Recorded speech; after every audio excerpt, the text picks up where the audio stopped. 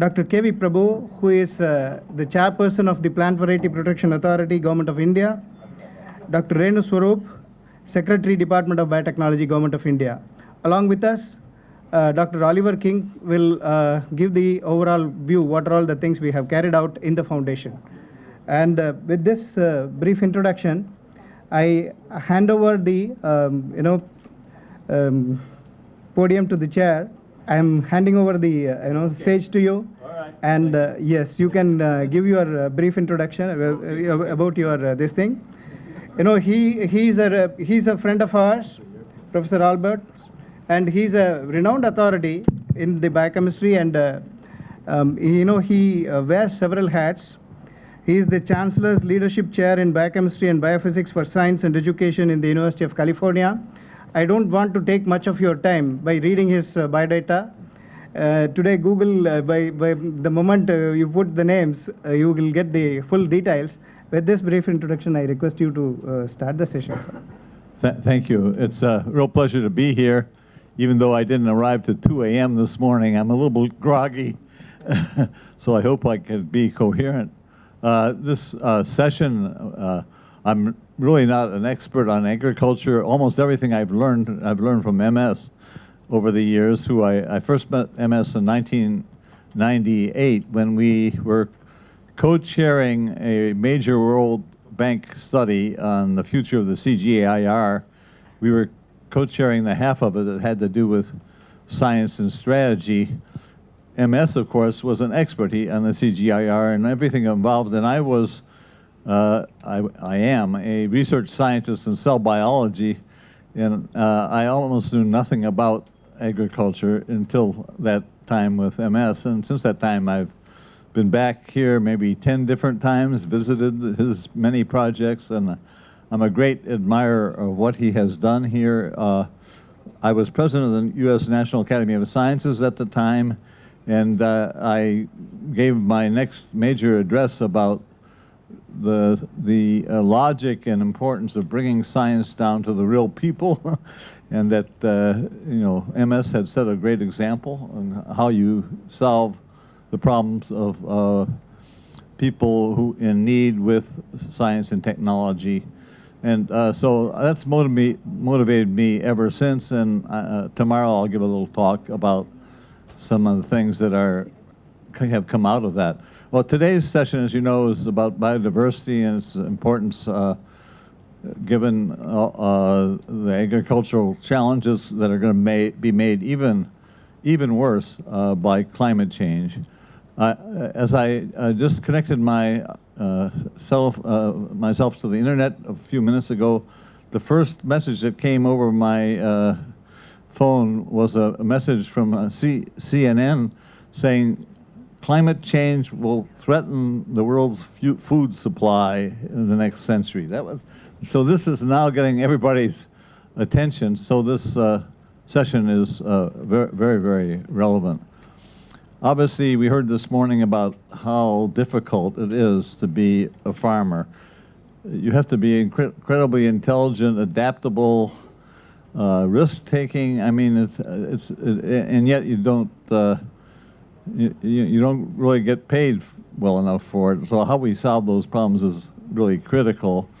And of course, biodiversity is becoming even more important as we need to preserve many different kinds of crops and plants to meet the future challenges of the world in all respects. We need all the resources we can get, and this session will address that using a wide variety of experts who know many things that I do not know, and I look forward to learning a lot at this session. Thank you very much, sir, for this introduction. The co-chair for this session is Dr. K.V. Prabhu. He is the Chairperson, Protection of Plant Varieties and Farmers' Rights Authority.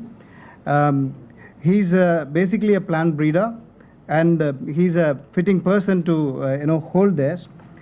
If I get into his biodata, he is he is responsible in setting up the National Phytotron Facility of the institute where he managed all experience. He works with earlier he worked with IRI, and across the country he was able to maintain the germplasm at international standards. He developed interest in he also worked in rice, and he is given the overall responsibility of the National Phytotron Facility, which he managed until 2014 when he started working with this new portfolio. Sir, with this introduction, I request you to offer your. Thank you. I'll be very brief. First, from the question which was asked by a student and the answer which Professor Swaminathan gave, it's very obvious that the resilience as a major input factor for meeting the challenges of climate change, which is what he mentioned in terms of some varietal improvements which have to happen by the help of plant breeders to bring in resistance to the changes the climate change brings. Here, in this particular session, we'll be having not only the resilience through genetic improvement in the crop plants and animal systems, but also it has a role for using the environment as it varies and changes in response to changing climate. What is to be done in the practices to follow which minimizes the effect of the climate change, and that's what the resilience from the environmental point of view goes. So both these factors will be covered, I'm very sure, in this particular session. I'm really pleased to be sitting here because I do manage the plant side of biodiversity, or more precisely crop side of biodiversity, irrespective of the crop species or such materials, whether it is forest plants or vineyards or plantation crops or field crops or horticultural crops. So it's all the same as far as my particular profession is concerned, to look at the diversity and then how important is it to maintain it for the sake of using those genes which have made them important in terms of biodiversity or alternate alleles to make up the needs of environment.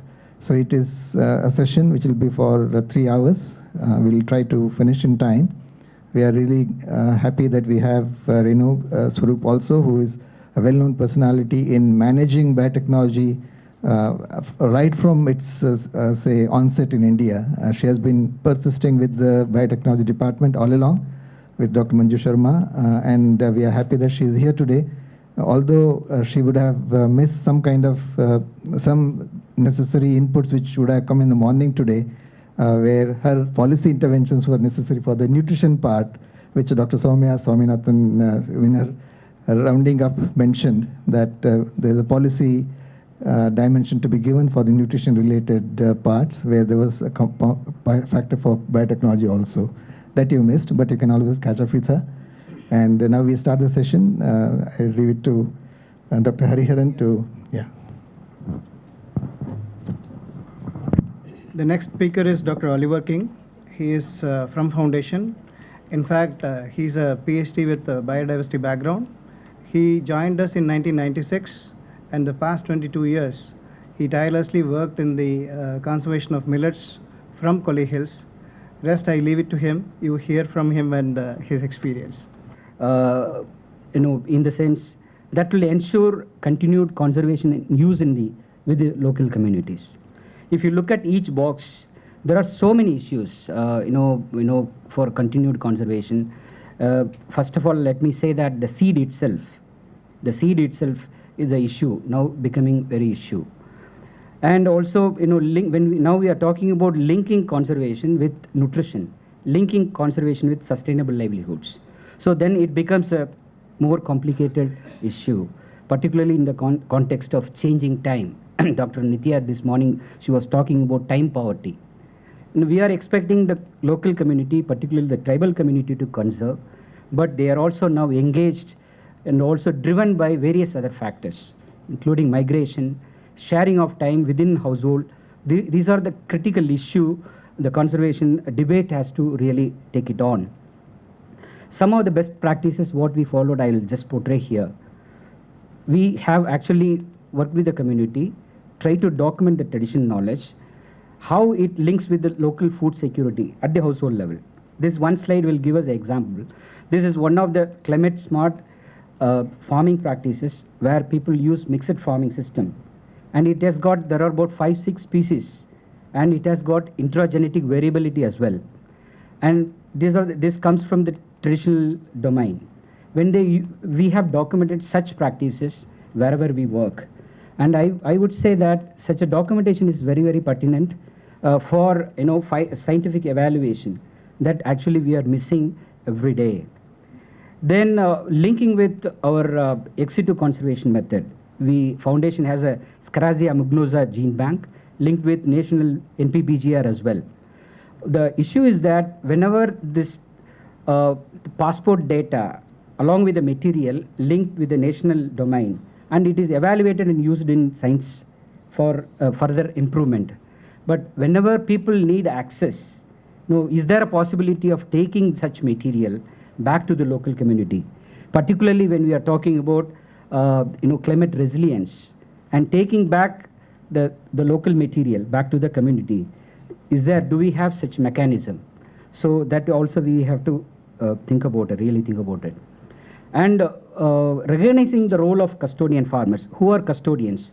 They are conservers, cultivators. They also have a willing to share with other community and also elsewhere. And also they contribute in science interventions. So the foundation, with the support of Biodiversity International and IFAD, many forums, we have tried to recognize their contribution, particularly the role of women in conservation. They have got the opportunity to do that. And one fine example here, women, the family, they are conserving different kinds of crop for their food security.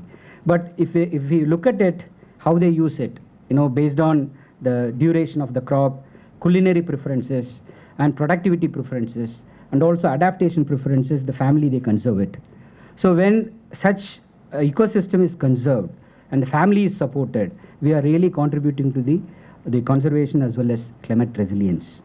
And community seed bank, this morning I was talking to Dr. Balakrishna, we have been working on that. Community seed bank, we are actually nurturing different places. Whether it is self-sustaining in long run, can it be the state can be supporting more and more? On-farm conservation we are talking about. Community seed banks are nurtured. We encourage the farmers to share. But in terms of long-term continuity, what kind of mechanism that can be given to them? In the productivity enhancement, where MSSRF have worked, particularly in the context of millets, there are simple equipments, implements are not there with the farming community. This morning, Dr. Suman Sahai was talking about reaching out the far-reached places in Uttarakhand. This is reality everywhere, wherever farmers are conserving such materials. So simple equipment can be extended to them. That is locally suiting their local preferences, because it has got a crop-based preferences. So, and also the post-harvest processing methodology she was talking about. Now technology is available, but the management system, whether it could be the household level or at the settlement level or at the landscape level. So this involves a lot of interventions further as well. And value addition, the women, they are interested really. When we give such training to them, this will really help them in terms of creating more and more innovative products coming out from the field. Can it be a species specific? Can it be an intra-species benefit? Because we are trying to isolate or take a gene that performs the unique characteristics. So can the product development can be directed towards that? The foundation has tried a bit in certain locations in silos, and we work with the tribal community in Kollegals. There are local land races are now conserved and tagged with and reached out to the market as well. So if we really go ahead with such value chain development, this will definitely help in terms of conserving a lot of materials on the ground. And I would say here, when we interact with them, this morning we were talking about the sustainable development. When we are placing equipment, when we are actually giving them a kind of training, there is no provision for public space, the community to operate it. And such an infrastructure facility, targeting for PGR, plant genetic resources, underutilized resources, need to really reach out to them. That is more critical. And the foundation has extended in places where we work in terms of conservation. This one fine example you would have read, the Kalajira case from Odisha, where the local communities, they have actually using the participatory plant breeding program, they improved it.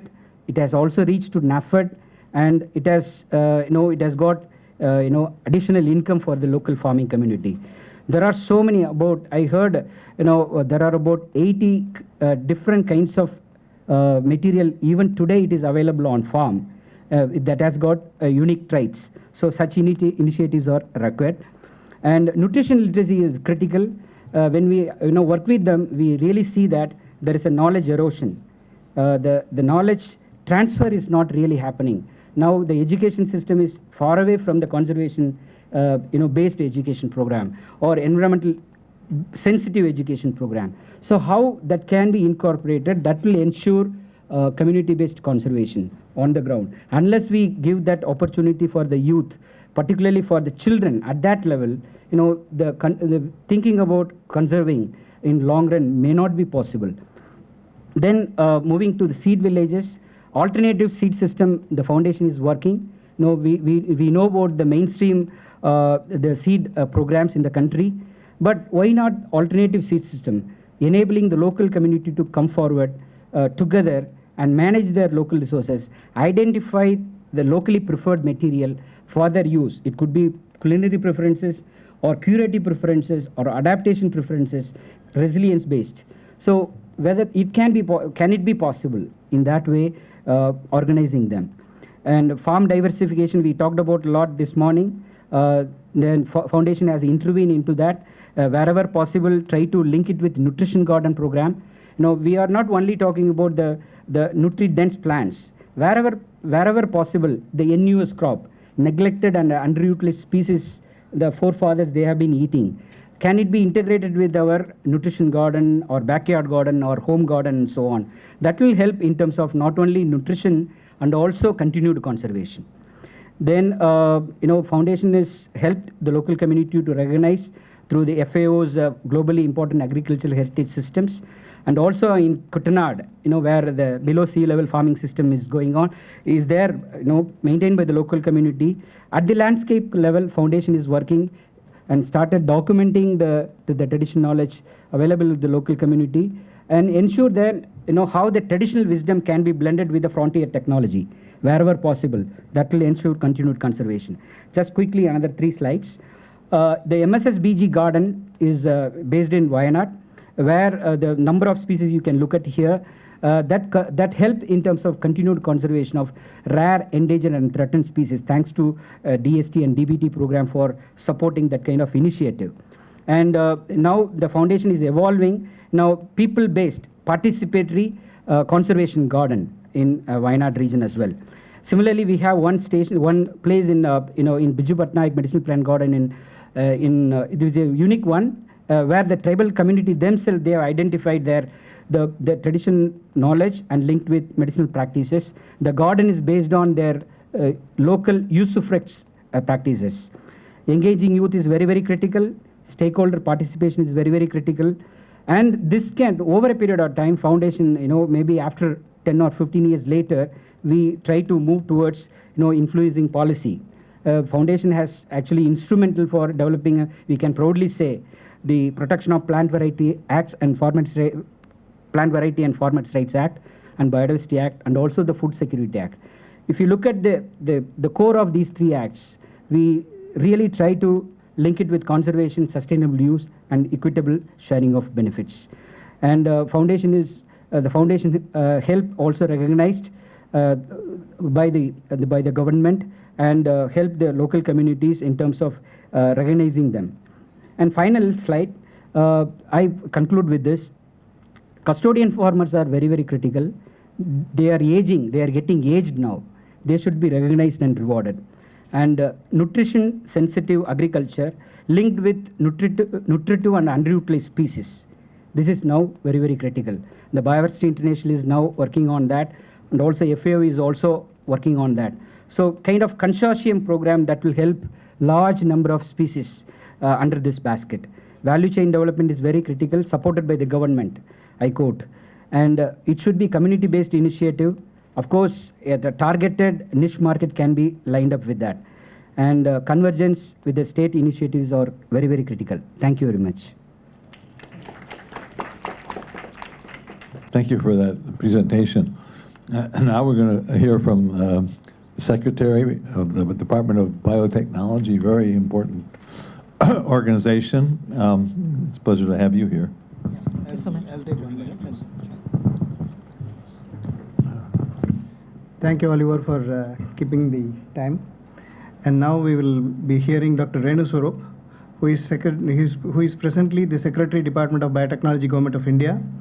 Having served in the Department of Biotechnology for over 29 years, she also holds the position of the Chairperson, Biotechnology Industry Research Assistance Council. It is commonly known as BIRAC, a public sector company incorporated by the government to nurture and promote innovation research in the biotech enterprise with special focus on startups and SMEs. It is more on biotechnology related and bioresources based. She is a PhD in the domain of plant breeding, and she did her postdoctoral work at the John Innes Centre, Norwich, UK. And right from her career, she always associated with the bioresources conservation program in the Department of Biotechnology. And she is also a member of the Task Force on Women in Science constituted by the Scientific Advisory Committee to the Prime Minister. Dr. Renu Swarup has been instrumental in the planning and implementation of some of the major national programs such as special characterization of biodiversity, second generation bioethanol, drugs from microbes, and national biopharma mission, and so on. I can keep on adding many of the hats you've had, and with this I request her to, yes. Thank you, Chair and Co-Chair.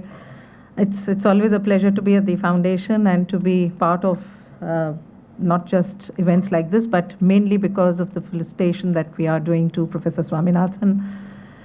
I think having a conference has been put in here in terms of the linking the biodiversity and discussing on how we achieve the sustainable development goals is very appropriately positioned. And this particular session in which you're talking about mainstreaming biodiversity for achieving not just the sustainable development, but with a special focus on climate resilience. The key factors, and Prabhu is right, I wish I was here in the morning to hear some of the recommendations, but I hope the Foundation will summarize those and we'll be happy to discuss and see how we take it forward. I think focusing on the biodiversity component, and the Department of Biotechnology, of course, has since its inception worked very closely with the Foundation, which has been one of our key partners to take ahead many of these programs when we talk about mainstreaming biodiversity into the whole area of not just the climate resilience, but the sustainable development. And many of the aspects which were presented here in terms of the participatory approach, in terms of looking at setting up of the nutrition gardens, and looking at some of the activities that we've done at the various field levels, whether it's the gene banks or the seed banks that we worked with. I think over these many years, there has been a lot of focus which has gone on this particular aspect. DBT also has been closely engaged with many of the biodiversity characterization, sustainable utilization, and developmental activities. And in fact, it was way back in 2000 that the National Bioresource Development Board was set up with the approval of the Cabinet at that point, more so to give a very, very focused impetus to sustainable utilization of bioresources. The focus in terms of all the bioresources, the plant, the microbial, the animals, each one of them has as a special focus from the department and the government. There are other agencies and which work on it, and DBT is close working with the Indian Council of Agricultural Research in this aspect, has actually been over these years instrumental in some of the key developments and achievements which we have had in this particular sector. If you just look at the microbial aspects first, I think the huge focus that was given on doing a complete characterization and collection of the microbial resources across the country. We have the largest diversity in that, and this was one of the major programs which was supported, and I'm pleased that the Foundation itself was a key partner in that. And today, that program helped us to build the largest microbial repository. Over 200,000 microbial cultures are currently in our microbial repository. At the Pune Center, we have over, I think, nearly 50,000 at the IMTech Center in Chandigarh.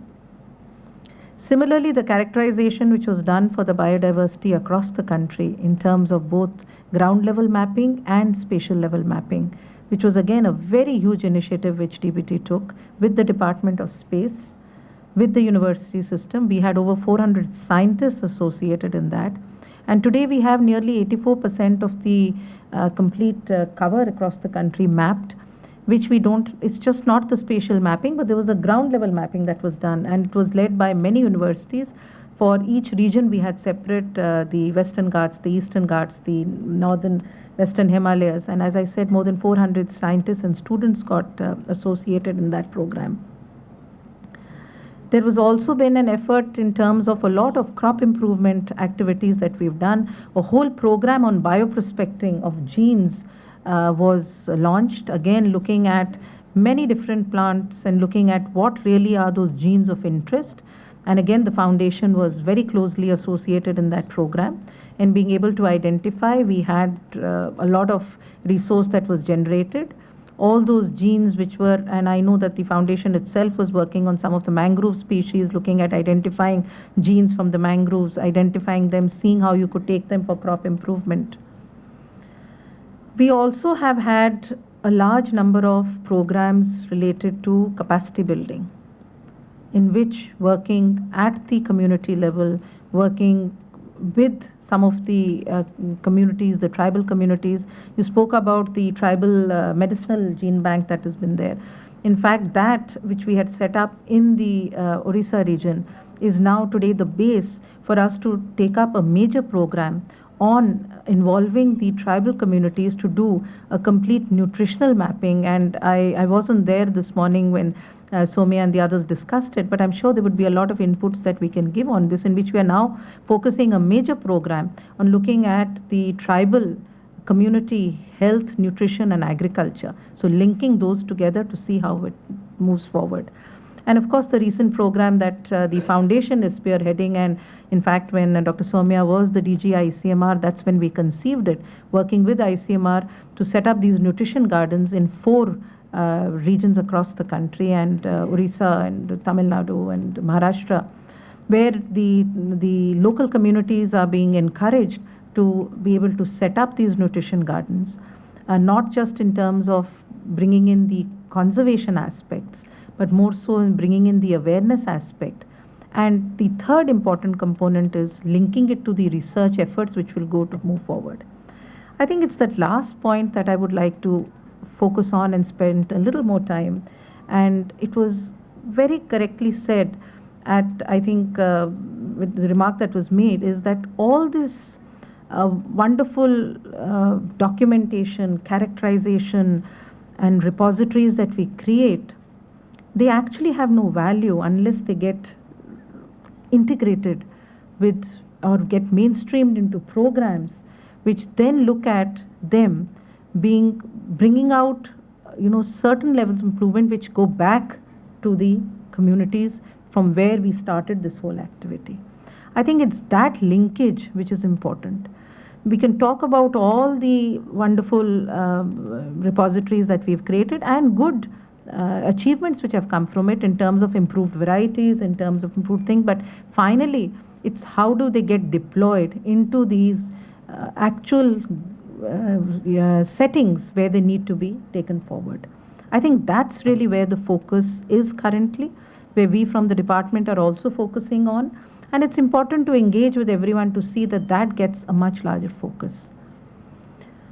In all these years of capacity building that we've done, not just in terms of the human resource or the infrastructure or excellent base of information that we've collected through our research, I think we are very appropriately positioned today to now see it impacting each of the areas that we've been talking about and linkages between them. Like I just said, the agriculture, nutrition and health, Those linkages, how do we connect them?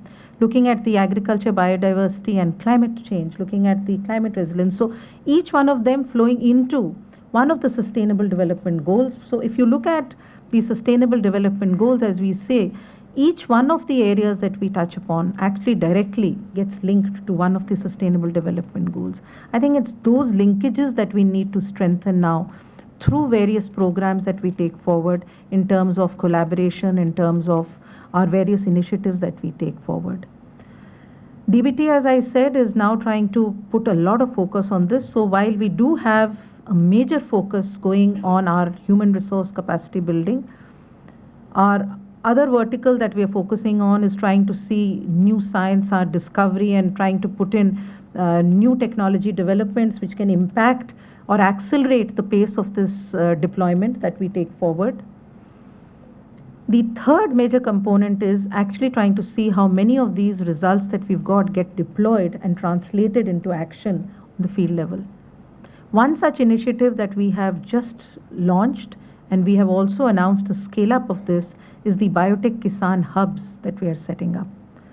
Biotech Kisan Hub is a very unique initiative which we are working along with, and Kisan, while it means farmer, is actually an acronym that we've put in. And so this is basically trying to connect the farmer and the scientist to be able to see how the results reach, the quality results reach back to the community. So each of the agroclimatic zones we are looking at setting up. We've already set up 25 of these Biotech Kisan Hubs, and now we hope to set up one in each of the aspirational districts. The vehicle through which we move is, of course, the agriculture universities, local agriculture universities, local foundations, local groups who are doing community work as what was just presented, to see that it's not just a top-down approach where we do some research in our national laboratories and hand it over to the farmers and say, well, these are improved varieties, these are improved tools, just take them ahead into your program, because we know for sure that they would be accepted only initially, but there will be obviously more interventions we'll have to bring in. But if it's something that's brought in as a bottom-up, and then we refine it and take it back to them, the acceptability and the scalability is much more. So this is a unique platform in which we've created, which we work with the farmers at the ground level to identify what their needs are, identify what is it that they have, and then bring in the value addition through the research components that we take in, and just hand back to them those value added components so that it's just making it simpler for them to take forward. Any such mass scale deployment that is to be done has to be done through these vehicles which are already existing. We may try to create new extension models, we may try to create new machineries at ground level, but all of our collective experiences and that's what I think in the slide that was presented by Oliver just now has clearly showed that when you're working with them, the adoption of new technologies is much faster. So we are hoping that this would be a unique example. We do not have these sort of machineries currently existing. We do have, of course, the KVKs, and we have the agriculture universities who are doing it. But again, bringing in newer interventions where we work with them, it's more like doing a need identification with them, going back to the lab, doing the prototyping, adding in the value, and then sort of presenting it back to them. So we hope that this is going to now be the new dimension of adding value to what our research groups is doing. Already we've tested it out in 3 locations. One is at Uttarakhand, one we have done in the Andhra region, and one we have done in the Maharashtra region. Those 3 examples have already given us very good results, where we can see not only the farmers and the communities getting more deeply engaged with the groups, the scientific groups who are working with them, but we can actually see a total participatory approach in which many of the newer ideas which is coming from them, it's actually ideas coming from them which they're taking forward. So this we feel is going to be something which we can work with these programs to take it ahead. We're also looking at various aspects of taking these programs that we are doing, as I spoke about the Nutrition Garden or the Kisan Hub, and connecting it to some of our major missions that we have started. we all know that ICR and DBT have been for very long working on a lot of the germplasm related activities that we are doing. The neglected and underutilized was just mentioned, many of them. So I think currently the focus that we have in terms of what IRI has done, what the ICR system has done, what the DB system has done in terms of working with the existing germplasm, we hope that in the next, at the shortest time period, in the next few years, they would be able to do a complete characterization of the traits which are already existing, and then trying to see how those could be brought in into some of the improvement programs that we are taking forward. I think the only point that I would like to reiterate here is that yes, there is a lot of effort going in from the government to try and see how we fund research projects, how do we build capacities, but it's important for us to identify centers now which engage with students and researchers to become part of this larger scientific community interaction program. And probably that is where we would want to focus on also. So while our emphasis is to support research students as part of research projects and working with communities, but I think we need to build a cadre of researchers and scientists who can take this participatory community scientist research activities forward. We would be very happy to, as a part of our Biotech Kisan Hub, to look at these sort of initiatives, and I'm sure the foundation can play a major role in taking that ahead. We also feel confident that with the new policies that we are trying to put in terms of allowing the collaborations that we are taking forward in terms of the research, type of research grants that we do with the farmers' involvement into that, will bring this into a larger pan-India sort of a program and not be just restricted to a few states. We have also worked through the Biotech Kisan Hub in doing the capacity building of our farmers, our farming community. In fact, I know that there has been a good success that we got in terms of the program that we did with ERI, and I'm glad that Nafis is here because he was instrumental in doing that, in which we picked up some of our key women farmers from these Biotech Kisan Hubs and sent them for a training program, which we first did at the national level and then sent them to ERI to be able to pick up some good farming practices. There was a huge traction for that, and we sent a small number as a pilot scale, but as I said last time, I think for a country as vast as India, we need to scale that much more. But these are only initiatives that we've touched upon. And again, it's not just one department of biotechnology which can do that. I think as a general policy, we have to see how we can take this forward. So the major emphasis, as I said, is now trying to see that we bring in innovative models of capacity building, training, connecting the different stakeholders and communities. And it's only then when the actual mainstreaming can happen. So if we sort of look at the various programs that get supported, whether it's with ICR or DBT or CSI or any of the bodies that we're working with, bringing all together in terms of these sort of initiatives, we are also now working very, very closely with some of the rural complexes which have been set up to see how they use and utilize some of their local resources. Again, there has been a lot of emphasis on that, and these 3 locations that I mentioned to you, which were taken as pilot sites, many of the women's self-help groups today have been created using just the basic local resources which they are doing, and those self-help groups have become economically viable and sustainable models in which they're working forward. So huge examples are there, of course, also mentioned here, but from the effort that we have, I think now it's very important that all the excellent research findings, whether it's the microbial repositories or the genes that we've done from prospecting, get linked to some of these programs that we are taking back to the farming community. That's really where the mainstreaming of this biodiversity is going to happen. And I hope we will be able to come up with innovative models in which we could take this forward. From the Department of Biotechnology, we have and we will always continue to remain committed to this particular cause. whether it's the gene banks or whether it's supporting our gene improvement program, whether it's our genetic improvement for crop variety programs, whether it's our focus on some of the neglected and other often crops that we are looking at.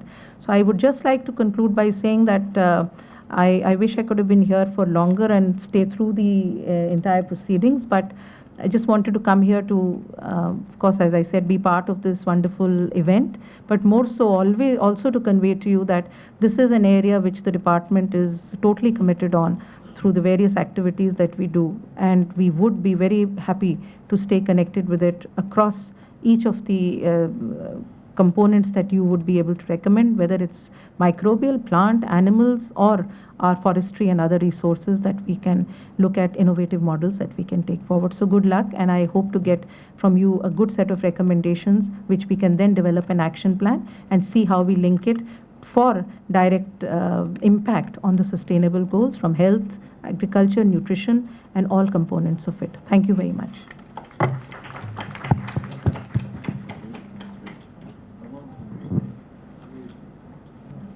Can we ask a few questions? Yeah.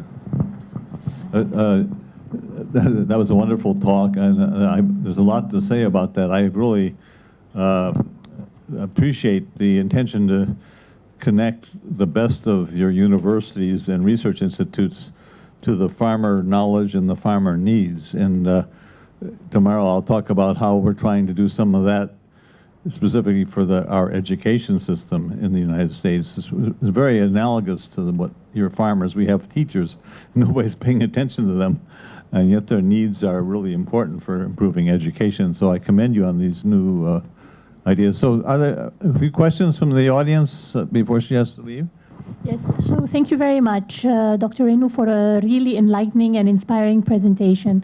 I wanted to go back to the point that you made, that the repository of the gene banks, mapping of the genes, mapping of biodiversity, in the various, all across the country. Now, can you give us examples of how this information can be used to develop, let's say, climate-resilient agriculture investments, help the farmers perhaps cope with the degradation of their resources? This repository which has been created, or the entire mapping which has been done, in fact, now they've actually been able to put this entire information available, which a lot of it is now available to the researchers and different layers of it, some into the public domain, some into the researcher networks. That's exactly what I said. We would now like to see those groups who are looking at connecting to the farm level or community level research to utilize these research findings, because what we are seeing from programs which come to us, that they both work in two parallel tracks. While they are looking at bringing in interventions which impact the communities or the farmers, they're not making use of those research findings which are already there. It could be various reasons. It could be, as usual, many a times when the scientists build up the information, they sort of like to just keep it close to their heart and take it forward only because they feel they would be able to take it. But I think it's important for us to now clearly bring out that this is a complete translational pathway where you need to have multiple players coming in together. Hand-holding, it's like a relay race. When somebody does one aspect, passes it on to the baton to the other, only then would it reach the final point.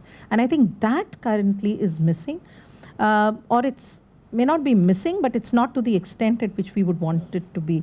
And from our department and from the government, we're trying to promote it in terms of some of the programs that we support. We encourage this type of a collaboration to come forward and saying, don't go back to the drawing board to look at things, look at what is already there. So I think we can only do it to a level in which we support the activities. But somewhere it has to be more of a cultural and a mindset change which has to come in of connecting these various groups together. This was excellent, friends. To me, it was music to my ears, really speaking. I never knew Dr. Renu was a plant breeder by training. I never knew this, first. And the plant geneticist. Yeah, that's good. Thank you. And the second was, you almost sounded like you are secretary to Agricultural Biotechnology Program. So agriculture biotechnology is a part. Yeah, that's true.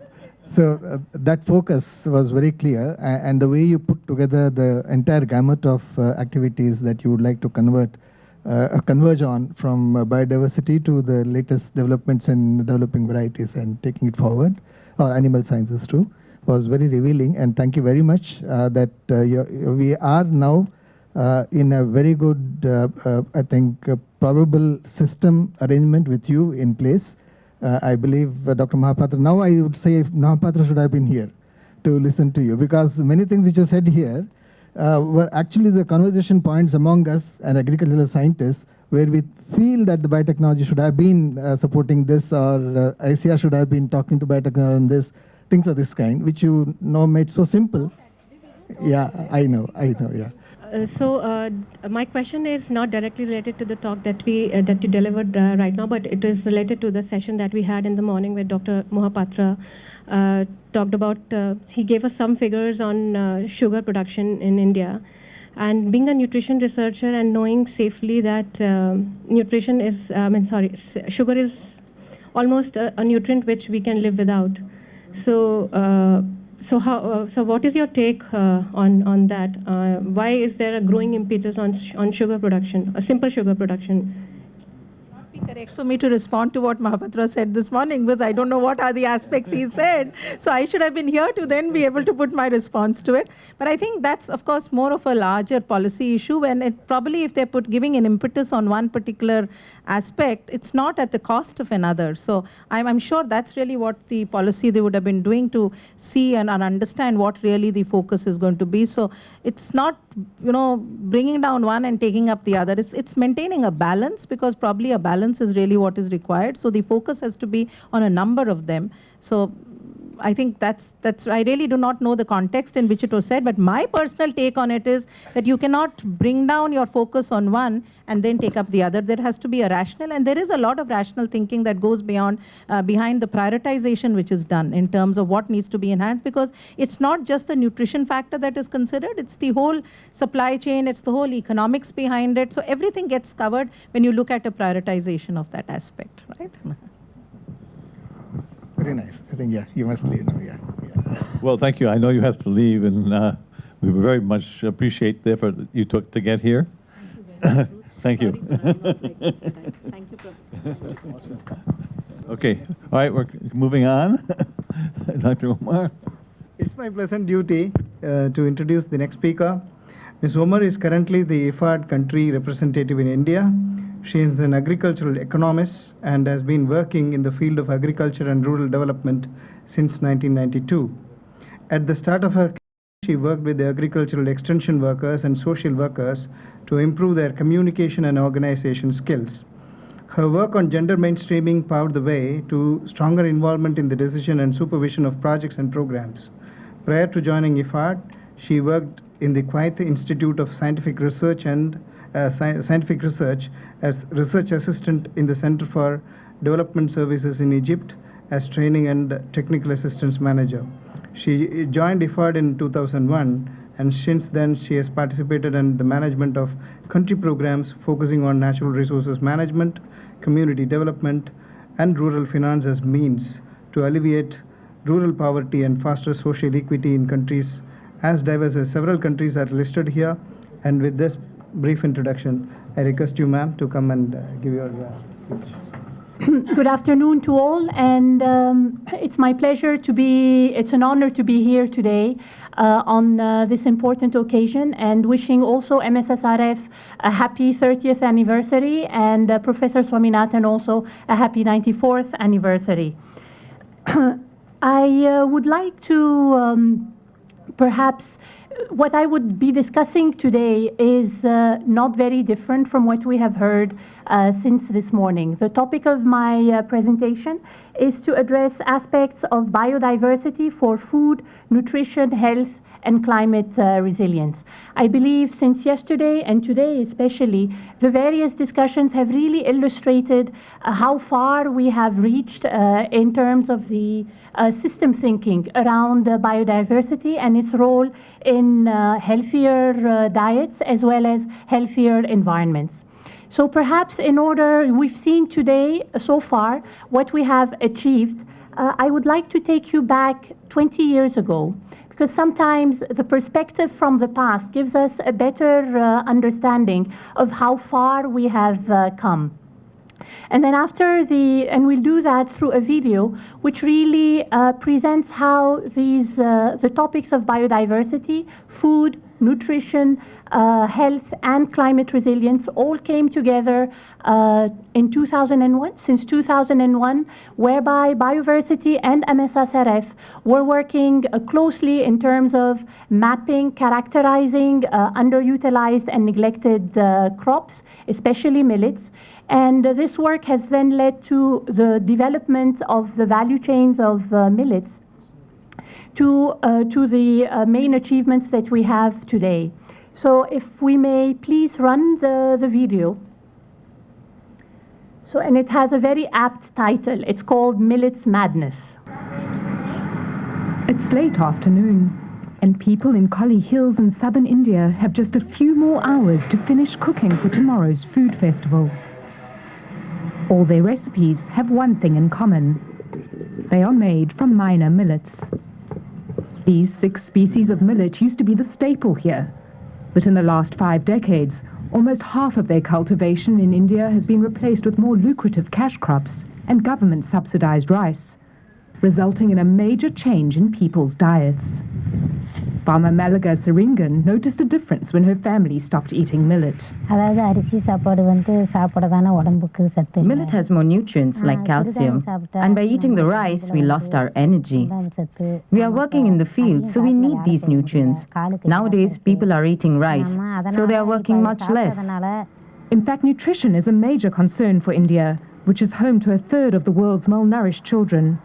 According to the MS Swaminathan Research Foundation, millets have up to 30 times more calcium than rice, and much higher levels of iron, fiber, and micronutrients. They are also hardy crops, needing little water and surviving in harsh conditions, making them far more resilient to climate change than rice or wheat.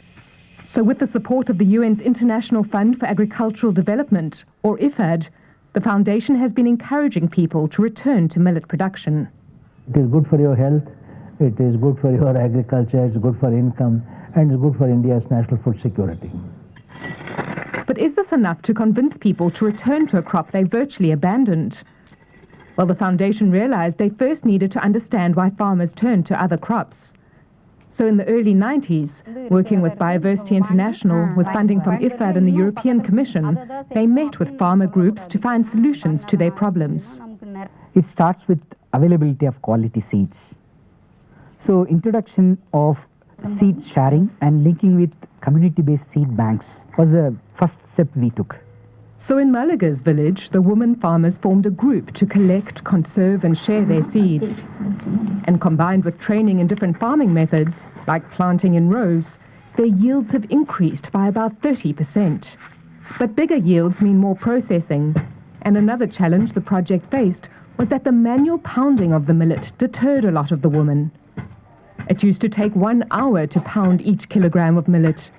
But after the project provided these mills, it now takes Malaga only 5 minutes. So millet is now once again easily available here. Nowadays we started eating millet. That's why we are going to the hospital less, and our children are growing very well. They have more energy and good health. Millet has now become a staple food for these 600 farming families in Kali Hills. And this is just the start. With the right markets, millets have the potential to reach millions of people. And this is the purpose of today's food festival. The farmers are spreading the word about the benefits of millet. If you eat millet murko, you grow big and strong. Now go eat. And tell your family to prepare it too. And it's now even easier for families to serve their children these foods because the farmers have taken their favorite recipes and turned them into a marketable brand. Now they have their own shop, and their products are being distributed across the state, changing the lives of the women involved, like Lata Chandra Kumar. Now we have started adding value to millet production. That's why we are getting money. Before we didn't do this, and we had to depend on our husbands. Now we are earning our own money, which we use for our children's education and our family expenses. And now farmers like Lata are about to get access to an even bigger market. For the first time, India's new food security bill lists minor millets as one of the crops the state will buy directly from the farmers for national distribution. And for Professor Swaminathan, this is a fulfillment of a mission. The mission was not just for millets alone. The mission was sustainable food security. That means sustainable livelihoods of our people. And these people enjoying their millet dishes at the food festival need no more convincing. You've enjoyed the film, and you've also appreciated the long way the whole millet story has come, as well as the whole pathway of the integrating biodiversity in the production systems. And how early also the realization of the impacts of climate change in terms of different patterns of rain, different requirements of millets compared to rice or wheat, and it's the fact that it is more resilient to lower rainfall or perhaps poorer soils. Now, the reason of presenting this movie was to try to look how, knowing the past and understanding where we are now, how can we leapfrog for the future? Because as was presented also yesterday and now in the movie, there's quite a lot of biodiversity loss. And biodiversity loss also means quite a big threat to the kind of quality of life we may be enjoying in 10 or 20 years' time. So the first aspect that is very important in terms of moving towards the future is a point that was made earlier by Dr. Oliver on seeds. Now, community seed systems for such biodiversity, let's say rich production systems, mean that you cannot really rely on the mainstream seed industry to produce it. So a lot of the effort comes to the community managed seed production systems. And what we have seen is some states are willing to take this forward and actually try incorporating the farmer seeds or farmer selected seeds and quality declared seeds as part of the package that they subsidize to the farmers. And this is done in Andhra in collaboration with the Agricultural Directorate in a number of let's say a number of districts where climate change impacts are felt the most, and the conditions of production under rain-fed agriculture mean that really there is a need towards a shift of a lower water-intensive cropping system, and that's where millets, pulses, etc. are handy, but many of them are not available on the market and hence need to be produced locally.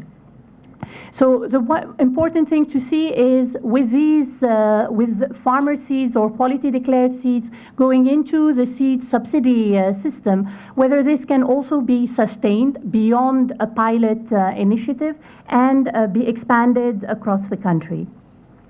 One point related to the incentives and disincentives for incorporating biodiversity into the cropping system. This basically means that we're moving from monoculture to a more intercropped system. We're also moving toward more integrated farming, like was presented this morning. And for this, the farmers, of course, have a lot of incentives for monoculture and chemical-dense kind of agriculture, but nothing really to support them on the more biodiversity type production systems. Now, the experience and the work that the various entities has done, including MSSRF, shows that farmers are very also responsive to reduction in their costs. And by incorporating intercropping, less fertilizers, less pesticide use also, and relying more on the biological soil, let's say, dynamics, the farmers are able to reduce their costs. They're not going to be maximizing their yields, but at least they can feel a net gain in their income because their costs reduce tremendously. And what we have calculated is through the use of low external input sustainable agriculture, farmers are able to reduce by 30% their costs and make a good profit. Now, of course, this is possible in a country that has achieved food security and where the role of agriculture is no longer about feeding people, but about nourishing them. Finally, I think we also have extreme cases in India where the whole production system and food system and agriculture system are basically in a crisis and need to shift. And an example for this, is Anantapur district in Andhra Pradesh. Anantapur district has been suffering 4 to 5 years of continuous drought. And the question now is agriculture still viable in such context? And if it isn't, what would be the transition mode for the farmers to convert to perhaps other more remunerative crops? So thank you very much for your attention, and look forward to the discussions. Thank you.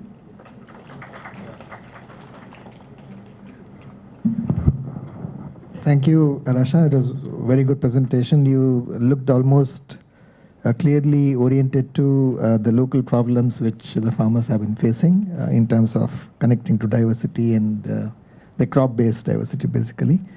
If there are any questions to both Oliver and Sasha, you're welcome to raise your hand, introduce yourself, and then ask the question. First, at the end there. I am Samba Shivam. Basically, the question I wanted to ask was, does machine processing lower the nutritive value of the millets in question, namely ragi? Because what machine processing and polishing does either to rice or to ragi, it removes the outer husk and reduces to a form of powder. I think outer husk has a substantiative health contribution. So what can we do to eliminate that to a more holistic production and packaging? And secondly, what can we do to encourage people to replace rice with millets? So these are my two questions. So Oliver, would you like to take the one on processing? Yes, certainly that the processing area still, it is difficult in certain species. You take example of millets. The ragi is a single seed coated. And if you look at all other minor millets, all say little millet or Italian millet, kodo or proso, foxtail, it has got multiple layers. So the foundation has also tried, in the past, worked with local innovators, processing units. The issue is that now people are moving, even in the millets, people are looking for white. The product comes out of the processing should be white. That's what the public preference is. But it should be what you are saying, that it should be semi-polished. Then only it will retain its nutrition. Particularly if you look at the other minor millets I talked about, it should be semi-polished. Then only it will retain its nutrition as it is. Otherwise, if it is a fully polished, then we will lose it. If I'll expand little further. What we get, in case of millets, even in the hi-fi marketplaces, that's white one, you get it. Little millet, Italian millet, kodo, proso, all products are white. Why it is? There is a place in India, Nasik. All the millets produced in small and marginal holders in the country, whether it is Uttarakhand or down south in Theni or in wherever it is, it moves to Nasik. And they are using the cone polishers. It goes through a process of 6-7 processed and get white. So who prefers it, basically? It is we. Who decide what to eat? It is we, the urban consumer. But when you go to Kolli Hills or similar places, people may not or do not have such processing facility. Still they are depending on manual processing. And they get the semi-polished, semi-processed. The other thing is that there are two kinds of versions of mill currently available in the market. One is the stone-based mills and plate-based mills. If you use the plate-based mill, it will generate heat also. That will also kills the nutrition inside the seed or grain. So we have to be little bit aware of that. What kind of machinery we need to use, or what kind of market we have to depend on. So then that means that there's some room still for innovating on processing in millets. So I wanted to come back to these 2 points. One, in terms of developing machinery that is more adapted to, let's say, a more diverse cropping system. So currently, we are in discussion with the Indian Council of Agriculture Research to open a window of research and support in their agri-engineering division to machinery and equipment that will be useful for hill farmers and tribal farmers. And that would have as a primary focus to reduce the drudgery on women, as well as work, of course, in an energy efficient manner. So there is room, again, especially in terms of millets, pulses, other crops, to improve the processing, taking the nutrition value into consideration. The second point on what can be done to shift, let's say, from rice to millets or to expand the area under millets, what we have seen very strongly in, for example, in Odisha, is that the government has stepped up in a big way its support to millet production. So from securing the procurement, setting a bar, let's say, for the quantities that will be procured for the food safety nets, and supporting the whole production system with the farmers. And doing this in areas that would not otherwise be, very adapted to rice. The other option, of course, is to remove the subsidies from rice. As you have seen in the movie, the main driver for the shift from millet to rice was, of course, the shift towards commercial farming, but that can be addressed through better value chains for millets. And the other was the high subsidy on rice and wheat. Yeah. Thank you. Dr. King, you mentioned about custodian farmers, and you also mentioned that how they are aging, they are in a process of decline. So what are you going to do about it? Along with repository, are you thinking of creating a living archive, their life stories, the archive of their knowledge and wisdom? And my query to Dr. Omar is, the situation that you have presented from India, now globally, would you also please present some pictures, for example, in Egypt and the Middle East? Now, what is the kind of condition in terms of the challenge of climate change? And your pointer to Anantapur district is very interesting. But what is the kind of transition pathways? Because you are concerned with future, if you could please delineate. And also the cottage industry and these kind of value possibilities that you hinted at, if you could please elaborate a little more about cottage industry as an option to embrace these challenges. Yeah, the concern related to the traditional knowledge and the documentation and creating an archive. Let me say our experience when we started this work in hill stations. I can cite the example of we have documented folk songs of tribes, Malayali tribes. The folk songs cuts across from birth to death. All along the life cycle, they have connection related to the crop and its use values, usufruct values, and the transition that happens in their ecosystems and cultural diversity. So that was the first work that we have done in Kolli Hills, documenting the folk songs and folklore connected to the agriculture, connected to their plant genetic resources. So that was a basis. Then we also thought that, many places, whenever we go for collection of accessions from the field, particularly the land races, why not? We usually don't collect with only the material. We forget about the person or the family gives to us. It should also be collected with the knowledge that they are sharing, and also the identity of the family or the farmer they share.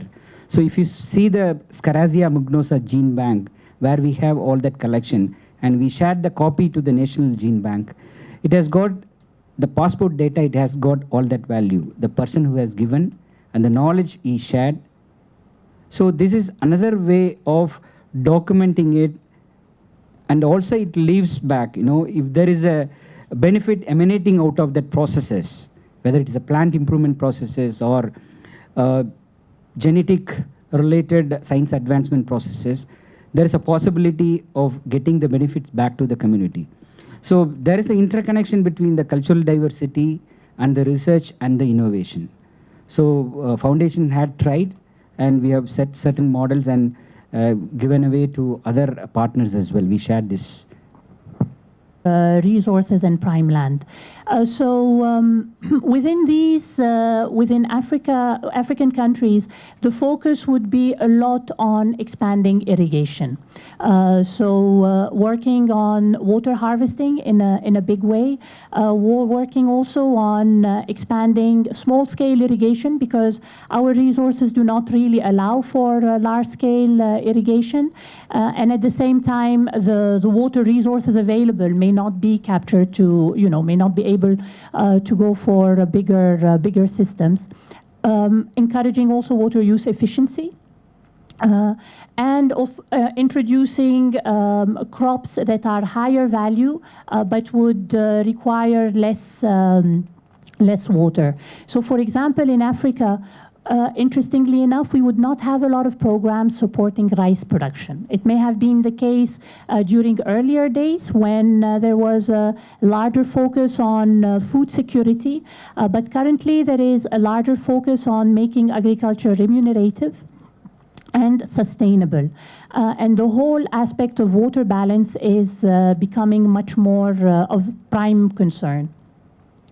On your other point regarding Anantapur, so this is a project that we started with the government of Andhra 2 years ago. The idea was to support them in terms of the technical packages available for the farmers in, let's say, drought-prone areas. And Anantapur had huge water depletion, groundwater depletion, as well as the frequent rainfall deficit. What we were proposing is a system of intercropping with groundnut, supplementary irrigation, and integration with livestock. But you see, the linchpin in this was really the supplementary irrigation. But when we had done the planning, the idea was that supplementary irrigation would be useful if you had a 10-day dry spell. Currently, the dry spell can go up to 45 days. So how do you promote agriculture in such conditions? I mean, that's the question we have currently. And do we continue promoting the same package? I wouldn't think it's recommended. So what are the alternatives in that case? Yeah, that's a good one. I think Dr. Dandin. Thank you. I would like to share two of the points. The eating habit, we have failed in creating awareness to the people. Eating white may not yield any health results. Because we have ended with the same result with rice. Why we should also don't polish. No, because measured. Then second is, we are working in isolation. One side ICR, an exclusive institute for millets. Other side MSSRF and Biodiversity International. Last 20 years we are working, right?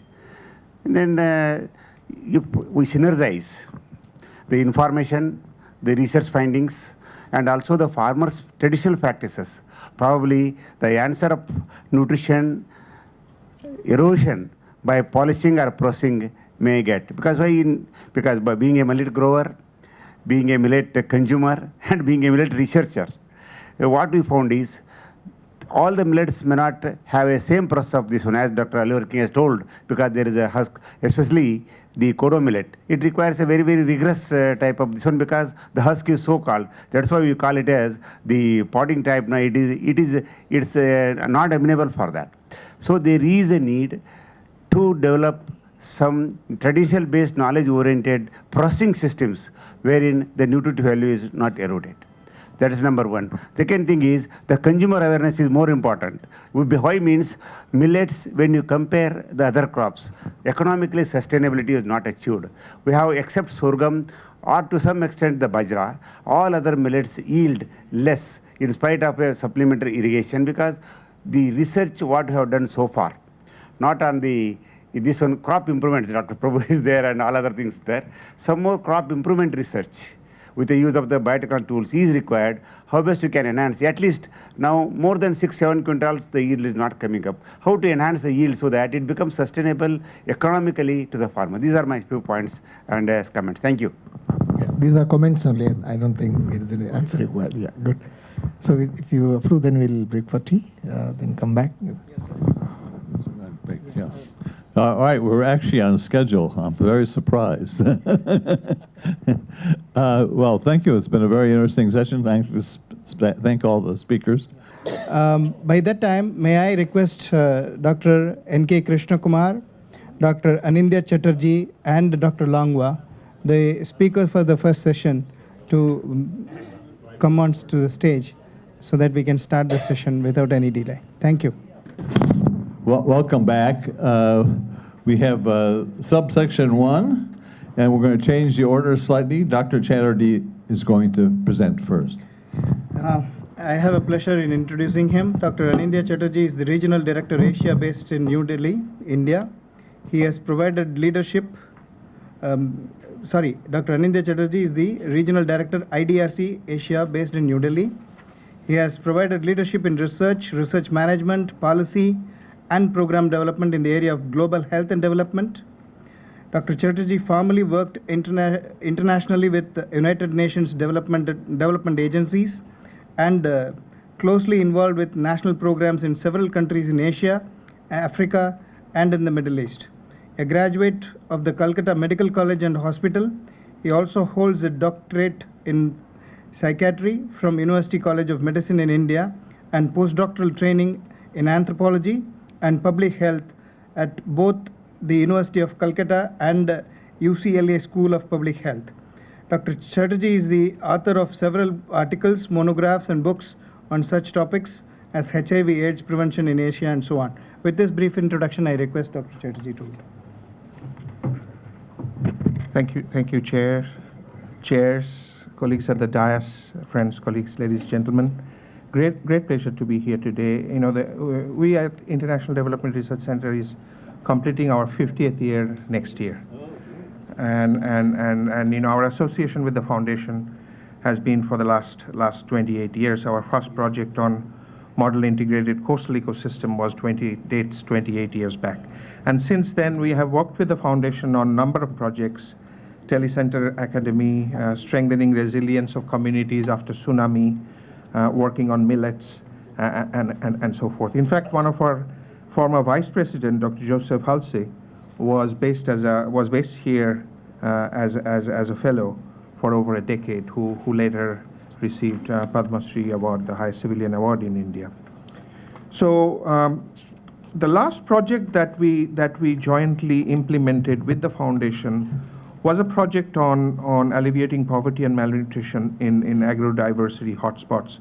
So this project looked at 3 districts in three states of India, and researched the constraints and opportunities affecting food production, income, and nutrition security in these hotspots.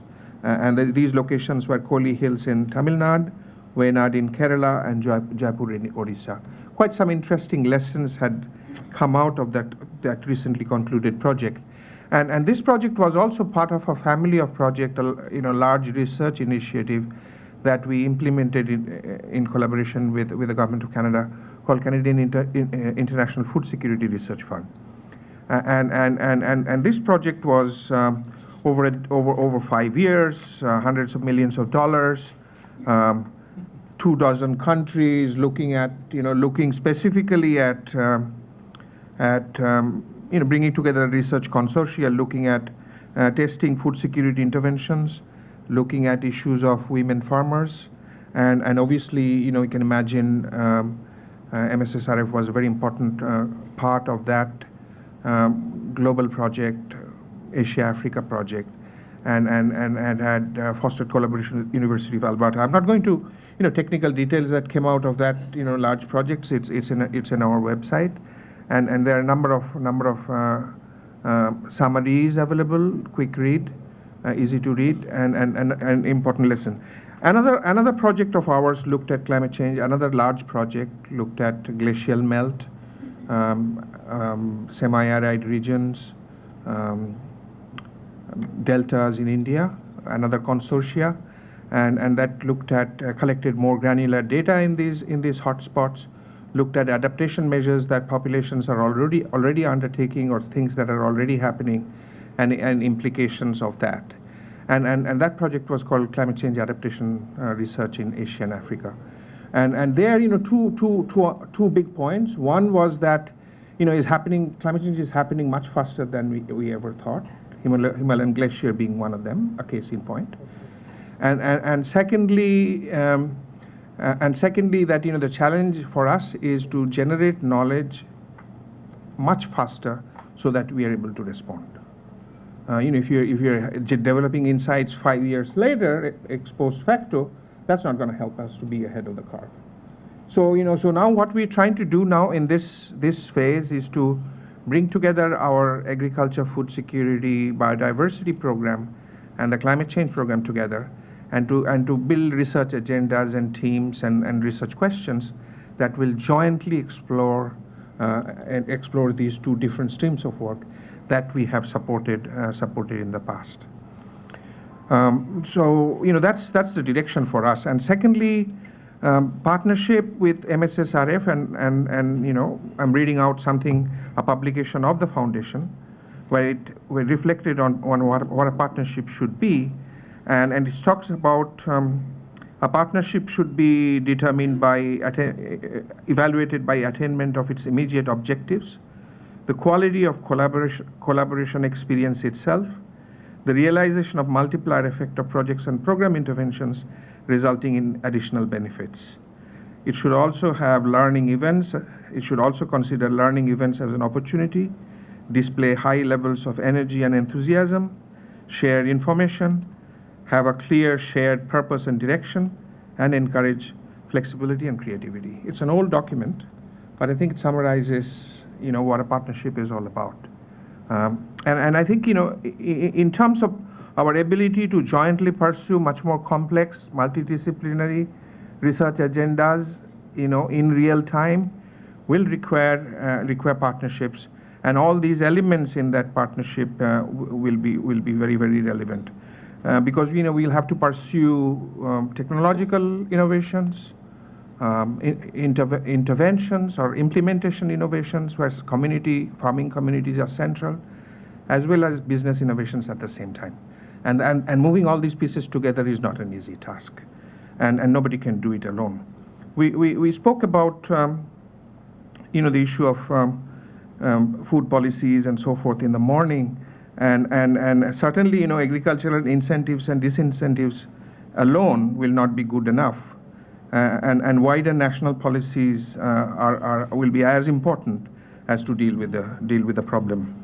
And as we know that in terms of food that we were discussing about, particularly in the UN documents is described as commercial determinant of unhealthy food. So the issue of trans fat, issue of sugar in the food, issue of salt. Is an issue much more in the domain of regulation as much as in the behaviors of people. So I think we'll have to deal with, in terms of food production to food consumption and nutrition, we have to deal with a whole gamut of complex issues, many of which will lie outside single one sector. And coming here on the 30th anniversary, recommitting ourselves, taking stock, making commitment of future partnerships, I think is very important, at least for us in the International Development Center. So with these few words, thank you very much, chairs. Well, thank you for that talk. Fortunately, the speaker has to leave, so no questions for him. At the end of this, we'll take questions for the remaining speakers. The next speaker, just to make sure we are confused, we're still going out of order, will be Dr. Longwa. Dr. Longwa, in fact, he's a good friend of our foundation, and he's serving as the scientist G, one of the senior most scientists in the National Institute of Nutrition, Hyderabad.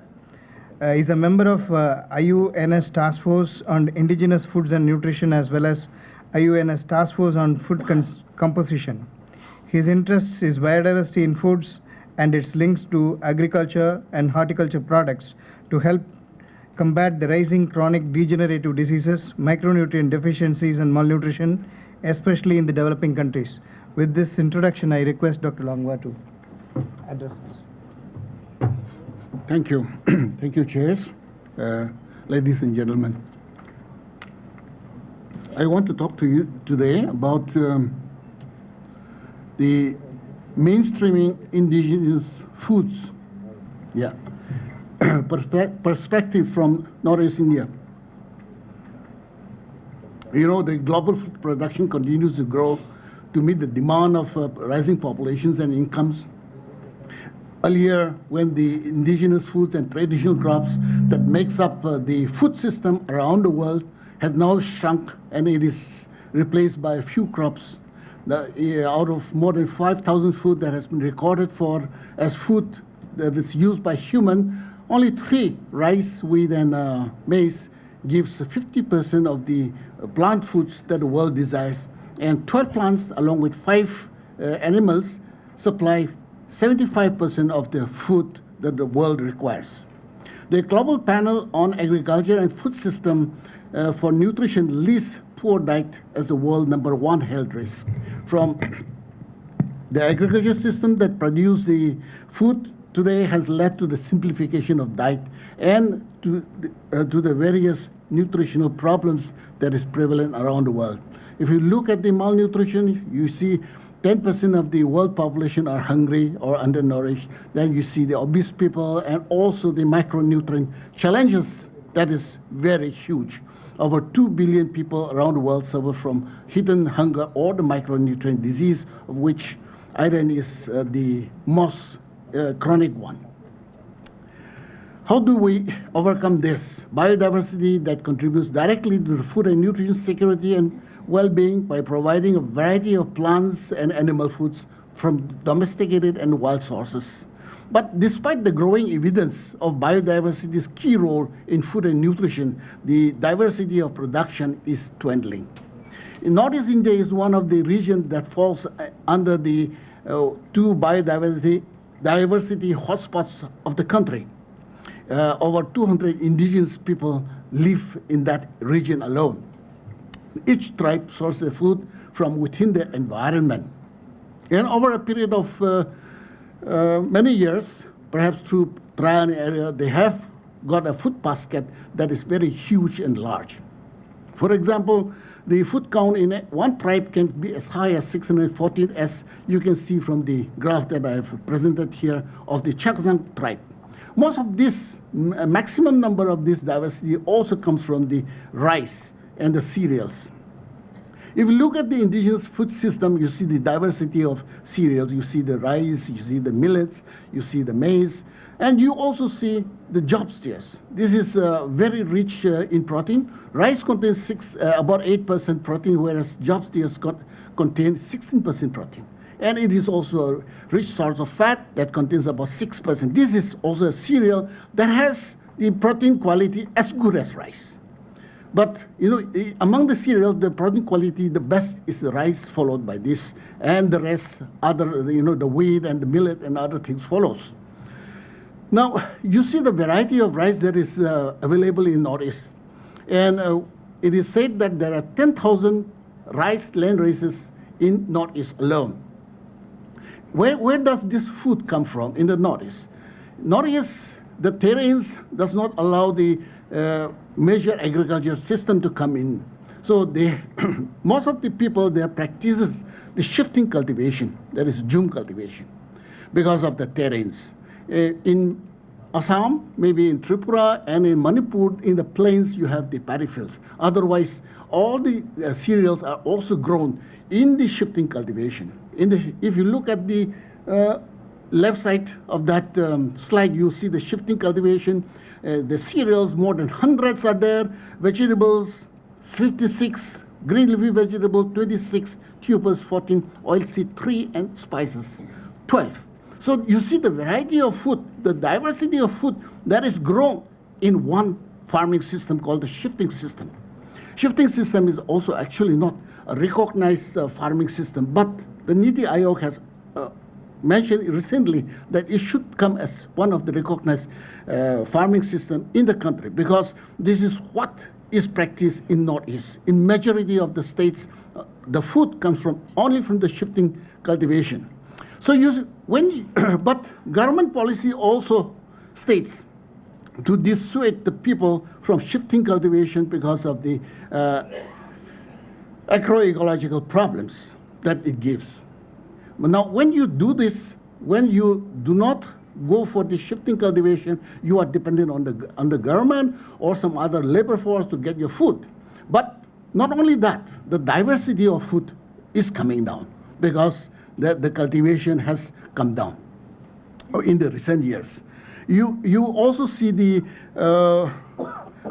paddy fields. From the paddy fields, in the paddy field ecosystem, you find this many species of fish, crustacea, mollusks, amphibians, and insects, which the people harvest and consumes. This provides a very good source of protein for the people, and so it is a very good source of food, not just for the paddy field rice, but for other types of food that comes along with from the ecosystem.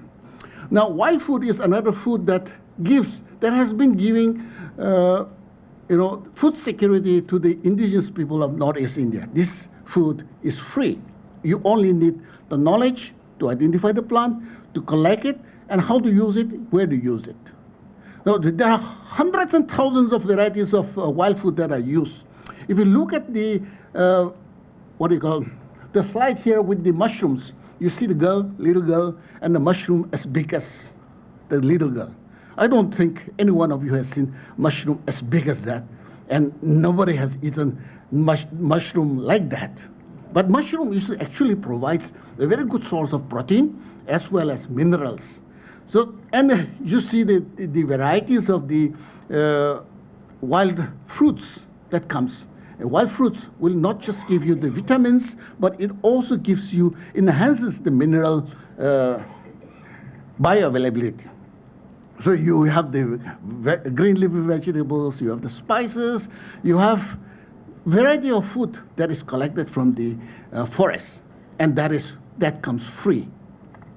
Now, what happens when you have hundreds and hundreds of varieties of rice? We also studied what is the difference between the rice land races and the normal high-yielding varieties. One distinct difference that we found was that it has a higher dietary fiber. And the other good thing is that it has a much lower glycemic index. All high-yielding varieties have high glycemic index, as you can see from the red side. But if you see all the varieties of rice land races, you see low glycemic index. Now, if we could take out this traits from this rice and incorporate it into the high-yielding varieties, then I think it would go a long way in helping the country to combat the rising diabetes that is prevalent in the country today. 6% of the country population suffers from diabetes. There are so many varieties of foods that are rich in nutrients, or it has, the therapeutic values. For example, if you see the rice beans, this is one of the beans that is consumed all over Northeast. It has many varieties, small, big, medium, different colors, black, yellow, violet, varieties of it. And the nutrient composition is as good as any of the grain legumes. The good thing about this is that it does not have anti-nutritional inhibitor like the other grain legumes. You can eat it raw, so nothing will happen. If you eat raw soybean, you will start recovering because of the lectins and trypsin inhibitor and other things. But this you can eat raw also. And the other one is the traditional oilseed called the Perilla frutescens. For vegetarian diet, especially in a country like India, where it is devoid of omega fatty acids, this is the answer, because this is a very rich source of omega-3 fatty acid, the alpha-linolenic acid. The content is as high as 56%. And the protein quality is also very high.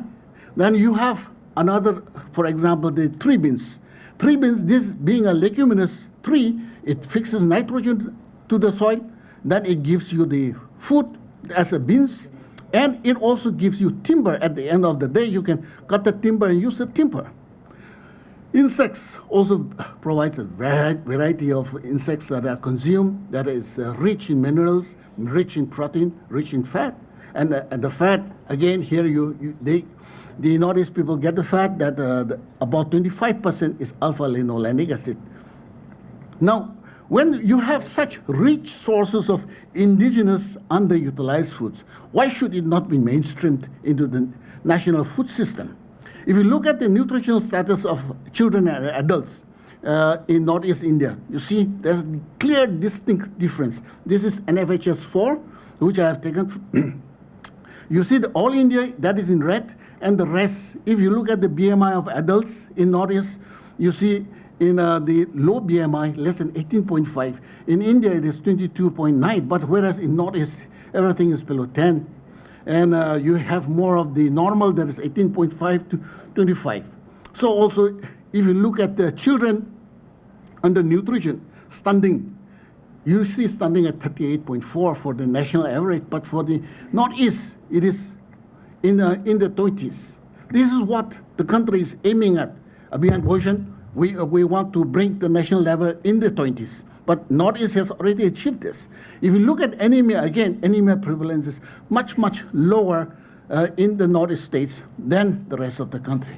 So this diversity of food in Northeast is actually giving the benefit, nutritional benefits. The unintended consequences of commercialized food system based on reduced number of crops has resulted in severe nutritional consequences around the world. Food biodiversity is the key to ensure food security, adequate nutrition, and health. This is reflected in the strikingly much lower, better nutritional status of the indigenous people of Northeast India, most of whom live in difficult circumstances with very poor infrastructure. Such critical relationship, however indirect, reinforces the conviction that food-based strategies are key to addressing global hunger and malnutrition. But there are many key government policies that also needs to be looked at. For example, you see the public distribution system that is supplying rice at a much reduced rate. Now people are giving up the farming because it is labor intensive, it does not yield, the yield is low, and going on into other activities. How do we overcome this? Also, the agriculture policies that does not really favor the traditional indigenous crop, but they are bringing in the the main crops for cultivation. Then the demand for cash, the people are going in for monocropping so that they can sell the crop instead of having a diverse field where they can have their dietary diversity. Such things, etc. So many things are contributing to the lowered dietary diversity now in the present age, especially in the urban areas. The consequences of the changing food system can pose a serious health challenge. Therefore, food system in the Northeast needs to be strengthened through policy environment and mainstreamed into the dominant national food system for improving the nutrition outcomes in the country, as well as to preserve the intake of these foods in Northeast India. We know that if we include underutilized food, if we diversify diets, there will certainly be outcomes in the nutritional status improvement. So how do we do that? Several of these underutilized crops are very nutritious, has therapeutic values. Mainstreaming of underutilized food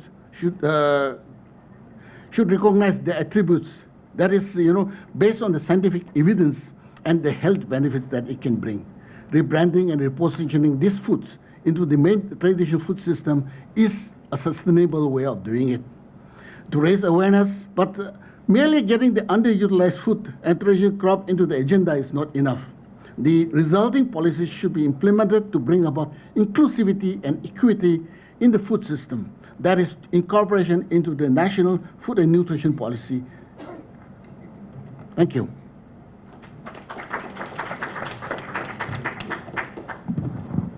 Thank you. We'll have a discussion at the end. Oh, you have to go? Oh, another speaker. Can we have one question, one or two questions quickly? One of the issues around drum cultivation is that with increasing population in the northeast, it's the environmental impact is getting to the point where it's not sustainable. So that's been the government's position, and hence the policies to encourage sedentary cultivation. So how would you respond to that particular point, which is driving government policy? Or the Sweden cultivation that is practiced here is the primary and the main agriculture system in Northeast for many states. Now, because of the cycle, the years of cycle, it has come down, and because of population and all other things. This is what the government is saying. But the reality also exists, that it is not just the government, but the people who want to give up the Sweden cultivation. One, because it is labor intensive. Two, yield is low. Three, the children are getting educated. They do not want to do this labor-intensive work anymore. They're migrating to the city for jobs and other things. So actually, the sustainability comes in now. The government needs to change its policy to encourage people to continue this system now. And around the world, people have also documented that this Sweden cultivation is not as bad as it was thought earlier, so long as the cycle is maintained. The number of years of following the Sweden cultivation, that is 12 to 14 years. Yes, thank you very much, Doctor. I also had perhaps a question of following up. So you've mentioned that shifting cultivation is decreasing in the areas where it was practiced. So it's shifting to another form of sedentary farming, upland farming, wet rice terraces. So it's leaving from a high biodiversity system to perhaps a lower biodiversity system. What would you recommend as the way forward? As the way forward, because you see the terrain is suited just for this Sweden cultivation. We cannot do this terrace paddy field cultivation. Only in very few districts in Northeast India, the terrace paddy cultivation exists. So the terrains does not really allow us to do. Now, for example, in Mizoram, they have started this palm oil cultivation, but that is again not environmentally friendly, because they have cut down all the forests. They have planted the what they call palm oil. So palm oil is not a forest. Whereas when you don't cut down, you leave it for the following years, many years, 10 to 15, 20 years, it becomes a forest, regenerates itself into a forest. And in the forest comes many other things. Along with that, when it regenerates, you get the wild green leafy vegetables, you get fruits, you get animals, you get birds, you get, small animals, which also supplement to the people's diet. Information about nutrient content of many of these indigenous vegetables and foods is not available. So is there any step being taken on NIN's part? We have already analyzed a lot of foods of this indigenous underutilized food from Northeast India, maybe about 300, 400, which we would be publishing very soon. Oh, great to hear that. And can we send indigenous foods that we find in field areas where we work to NIN? Sure. Can we have that kind of a partnership? We can do that. Okay, I agree. We have to keep moving here. Thank you very much. Thank you. Thank you. Thank you for waiting, Dr. Krishna. Dr. Krishna Kumar has been very patient.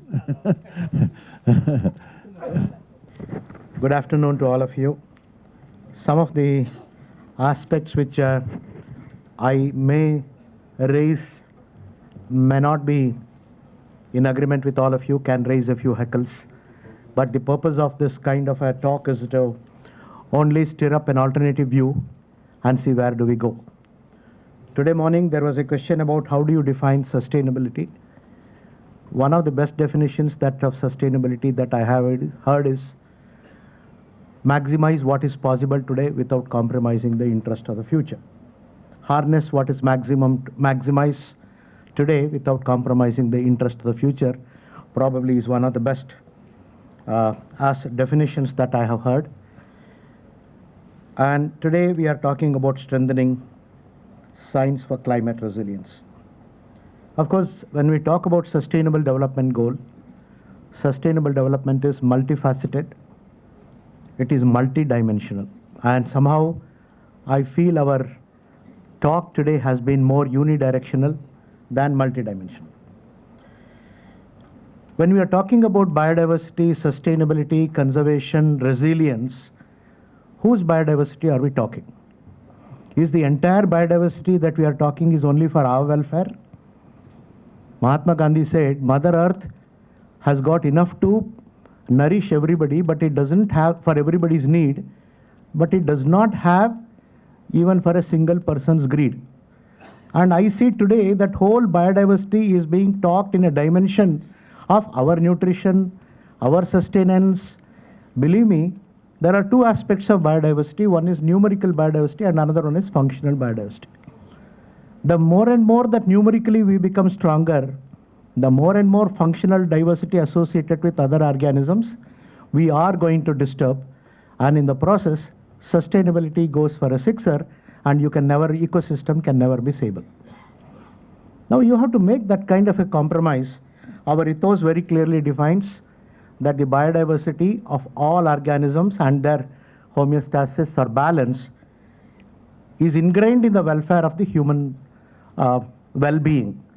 But if you try to manipulate everything for my own well-being, then I think somewhere we are erring in the first step itself. This is something that we have to think about. Similarly, when we are talking about climate change has many dimensions. It is manifested mainly through global warming, raising the level of sea or raising sea levels, the increase in the incidence of communicable diseases. We have been witness to that. And erratic precipitation, long periods between precipitations, but whenever it occurs, it is going to be so intense that we are not prepared for it. I am coming from Karnataka.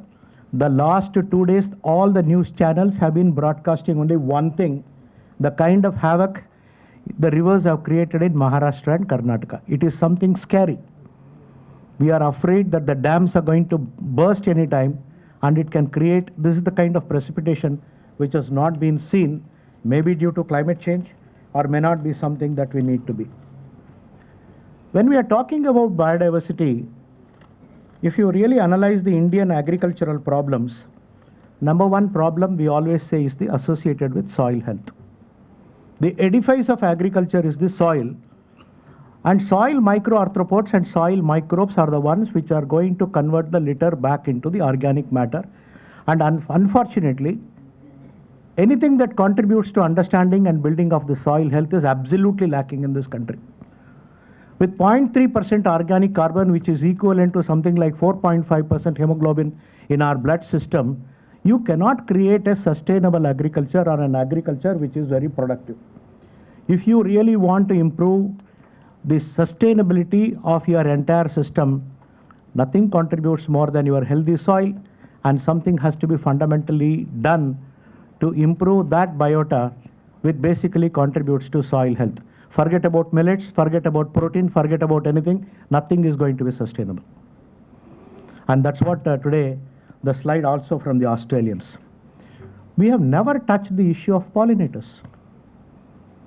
Pollinators by millions are just getting wiped out from the face of the earth. The world environment was very coined. Nothing, in my opinion, destroys biodiversity as much as the agrochemicals. Whether it is weedicides, whether it is pesticides, or whether it is any kind of agrochemicals.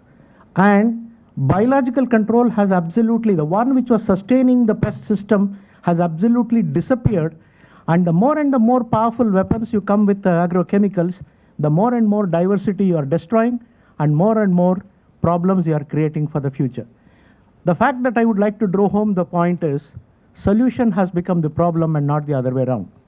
And in order to find a solution to this problem, we are creating more powerful agrochemicals, which is disturbing the agrobiodiversity holistically. We have to recalibrate our thinking. 80% of the living things in this world, animal kingdom, are insects. If God existed, and probably he does, it is surprising that why did he do 80% of the living things are only insects? To say that they don't have functional aspect of biodiversity is probably to think that science has no meaning. And we have not understood that what is the role of 80% of the animal kingdom and what role that they are going to play in maintaining an ecosystem balance. We are only bothered about 1 or 2 pests like pests which come on maize, and we seem to be forgetting anything else. We have got a wonderful role with regard to plant genetic resources, whether it is the trees or whether it is the crops or the forest, especially medicinal plants and the crop wild relatives, which are the edifice of sustainability of any of the plant genetic resources. But what I would like to drive home the point is, we are talking everything in isolation. Soil organic carbon contributes to better moisture holding capacity. Better moisture holding capacity contributes to supporting more diversity in terms of plants, and more diverse plants are going to contribute more of a sustainability of more animal or insects or anything. And that interaction effects of all this is what we call it as ecosystem balance. Unfortunately, when as policymakers, when we listen to the Lok Sabha TV or Rajya Sabha TV, this is more relevant to this institute. Dr. Swaminathan's name is only mentioned when we have to provide the minimum support price. Other than that, his name never even figures in the Lok Sabha and Rajya Sabha. In fact, he should be figuring more for biodiversity conservation and payment for ecosystem services. Unfortunately, we are only talking about his name only for providing 50% minimum support price. That is not what he was meant for. The fact that last year he issued a statement that ecology and economics are going to drive the future agriculture sustainability. And we are neither touching agriculture, ecological aspects, nor touching the economic aspects. But the only thing his name is taken is only for minimum support price, which is a paradox of all that he has been trying hard to take it forward. How should we address it and what should we do for in future? It has to be a science-led sustainable development. And the first step in that kind of a science-led sustainable development is to develop an agro-biodiversity index. Unless we measure the air pollution in Delhi, we could not take policy decisions. If you want to take policy decisions with regard to agriculture, sustainability and anything, you have to measure as compared to last year and as compared to today, how is our agro-biodiversity index? And a series of agro-biodiversity index will contribute to sustainable development index, and they in turn will, which way the fulcrum is moving, either to the left or right, decides the policy decisions that the key persons have to take. We have always been talking, and I sometimes take a pot shots at Dr. Prabhu, that plant breeders have contributed so much for productivity without at some particular point of time taking care of the resistance or the sustainability. And today's problems are more because we created a plethora of varieties which can only sustain under the most agro input efficient management systems. Now, if you want, we cannot afford to compromise on productivity, but we cannot also compromise on our sustainability for the future. Where does the solution lie is science-led agriculture, which has to raise the bar of both productivity and sustainability, and that can come only through science, that can only through molecular breeding, that can only come through marker-assisted selection, that can only come through biotechnological approaches, not compromising a number of other sciences which also parallelly contribute to their development. We glorified Green Revolution and we forgot the contributions of Silent Spring by Rachel Carlson, one of the 100 books which revolutionized our thought process. The day we forgot Rachel Carlson, our problem started in the first place. I would just go into this. Some of the important aspects that we should be considering are as rightly pointed out, one of the aspects is health. Why health is important is not because of anything else. None of us will be able to afford the cost of medicine. In fact, yesterday, for those of you who have seen the discussion that is taking place in the American presidential election, the only thing that was discussed is how we are going to meet our future health policies and how we are going to foot the bills. None of us will be able to pay the bills of the private sector managed hospitals. The answer lies in how do we conserve medicinal plants and make it use of it in our own way. One of the most important aspects of agrobiodiversity. We have to put a lot of effort in understanding the interactions of soil microarthropods, soil microbials, soil organic carbon. This country will become sustainable the day your organic carbon goes from 0.3 to 1.2 or 1.3. That is the fundamental indicator that any of us can take. Similarly is with the pollinators. I see Dr. Prabhu so much of onion seed production without a single bee visiting any of the flowers. Something scarce in the whole process. And similarly, the disappearance of crop-wide relatives. Future food sustainability, whether it is biotic or abiotic stress, and for any of the quality trait parameters, are going to come from the crop-wide relatives and how we are going to harness them for the future. Indian agriculture is about $300 billion. And in that, 33% comes from horticulture. Only 20% comes from all the field crops that we are talking, rice, wheat, maize, jawar, oil seeds. Dr. Prabhu, I would like to again flag an issue. This country has a problem of oil seeds. This is the only commodity where our imports are more than the total production. And how are we going to meet? This is something which we have not even addressed. Everybody, today morning there was a mention about increase in pulse production. But what about the per capita consumption of pulses? This is something that has to be seen. You cannot call yourself great unless the per capita consumption of pulses grows up, not 17 million tons going to 23 million tons. So the aspect that I'm really looking into is 20% of the income only comes from the dryland crops, but 65 to 70% of the farmers are dependent on this 20% of the economical pie. And if you want your agriculture to become sustainable, this 20% have to be addressed. And today there was a very interesting question, madam, you asked about Anantapur. I have put the question back. The most successful states in this country are Maharashtra, Gujarat and Northern Karnataka economically in agriculture, which have the poorest of irrigation facility, and one which has got the maximum irrigation like UP and Bihar are some of the ones which are not so progressive in agriculture. Water available beyond a point is a curse. Water scientifically used is a boon. Anantapur has got a tremendous potential if only we shift to scientific use of water as it has been done in Israel, as it has been done in Maharashtra, as it has been done in this thing, and even parts of Rajasthan inclusive. So the aspect that I would like to say is that today morning there were 3 papers that was presented, one on the nutritional aspects in Bangladesh, other one with respect to Pakistan, and there was another scientific paper with respect to Indian nutritional. A wonderful classical analysis of the factors which differentiates why Bangladesh is progressing so well, why Pakistan is not progressing so well in spite of development in agriculture, and where exactly are we faltering in India. The key that I am trying to tell is that you can, in order to make great assumption in science, you should have a very strong data. And when you have a strong data, that contributes to certain of the policy decisions that need to be taken. Lastly, 1 or 2 points. The world is becoming a global village.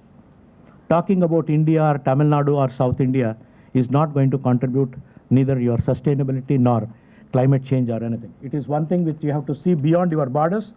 No region or nation is isolated, and no one can say any problem is not mine. Sustainable development goal is science-led, and so also is climate resilience. We need a global thinking, and a regional action has to be taken. For example, every time when we say climate change, we only talk about southwest monsoon. We never talk about northeast monsoon, which practically devastates the eastern coast. Tell me one sustainable solution other than what this institute planned for planting of the trees. Other than that, we don't have solution, but repeatedly every time the monsoon is becoming more severe. We are becoming too generalists. Great conclusions are drawn with very little data, But in order to draw very good conclusions, we need solid data. And unfortunately, we are putting the cart before the ox. And I think science has to develop in that kind of a thing. And climate change, if we are talking, and sustainability, we have to address it only from two aspects. There is an aspect of gradual climate change, like something like global warming. There is a drastic impact of the climate change as it occurs due to some of the landslides, some of the other things that you can anticipate. The gradual one, probably, whether it is the developing heat-tolerant varieties or terminal heat, those things can be addressed. But preparedness, how do you do modeling, how do you do computer simulation, they all should be the answers to address some of the things which are absolutely happening at the drastic level. So my only take-home this thing is, we are talking in circles, we are talking in generalistic ways. We have to go very deep into our understanding of some of these problems. Ecological science is complex. Ecological science is multidimensional. Ecological science operates in a strange mathematical ways. And it requires a collective thinking for us to take it forward. Thank you. Friends, this was something which comes out as a second dimension to whatever we have been discussing over the last 2 days. The limitation in our assumptions and the points which have been ignored as per Dr. Krishna Kumar's statements in terms of biodiversity, obviously because he is the champion of Biodiversity International at the moment in India. So therefore he is justifying his case very strongly, suggesting we cannot ignore all the systems, including pollinators to everything. If there are questions, kindly raise your hands, not in criticizing what he has mentioned, in clarifying what he has mentioned. We leave the criticism to our own analysis before we come to criticism level. Yeah. Shankaran, I come from World Bank Agriculture Sector, Maharashtra. Sir spoke about MSP. Last Lok Sabha TV and Rajya Sabha. Incidentally, the MSSRF Foundation had proposed this as late as 2007. It's almost after 11 years, government woke up and addressed the issue of farmers, getting some gainful, productive remuneration in hand, and that got linked to the doubling farmers' income. No, I'm saying that with the, partially mentioned, but that came out of the government addressing the needs of the farmer at a very late stage. It should have been done in 2007. That's what I'm trying to say. Why now? This issue could have been addressed. That's what I'm saying. He is not the person to answer that part. Okay. If you have anything on the agrobiodiversity. My only point in telling was, let entire Swaminathan's knowledge and thinking process be not limited to MSP. That's all I meant. Next. Yeah, please go ahead, Raghavendra. I entirely agree with Dr. Krishna Kumar's analysis, because unless we promote biodiversity in our agricultural systems, promote growing of trees in drylands, all these agricultural problems will continue, and they'll become worse, because as the years go by, there are predictions that the Deccan Plateau, the Indian Peninsula will go drier, and the rainfall events will be more drastic. So soil and moisture conservation, biodiversity conservation, more trees on agricultural ecosystems, a special emphasis on encouraging pollinators, very, very important. Otherwise, we are doomed. That's it. Thank you. Yeah, that's very clear. Yeah, please go on. Just one more. Good afternoon. And then one. That's Good afternoon. These two questions. Yes. I am Narsimalu. My question is, more than 30 years we have been comparing Israel on the productivity of agriculture and also produce of farm output plus usage of less water. But not even one district or a demonstration has been done. We have achieved near to what Israel is produced. So why this is? Because we have been talking, we have been comparing several times, but we could not do it. 30 years, more than 30 years. Thank you. I'm afraid this is also not a question for Dr. Krishna Kumar. Anyhow, I'll tell him there are a number of areas which have The fact that we have come tremendously. Leave this question, don't worry. Okay, next. Yeah.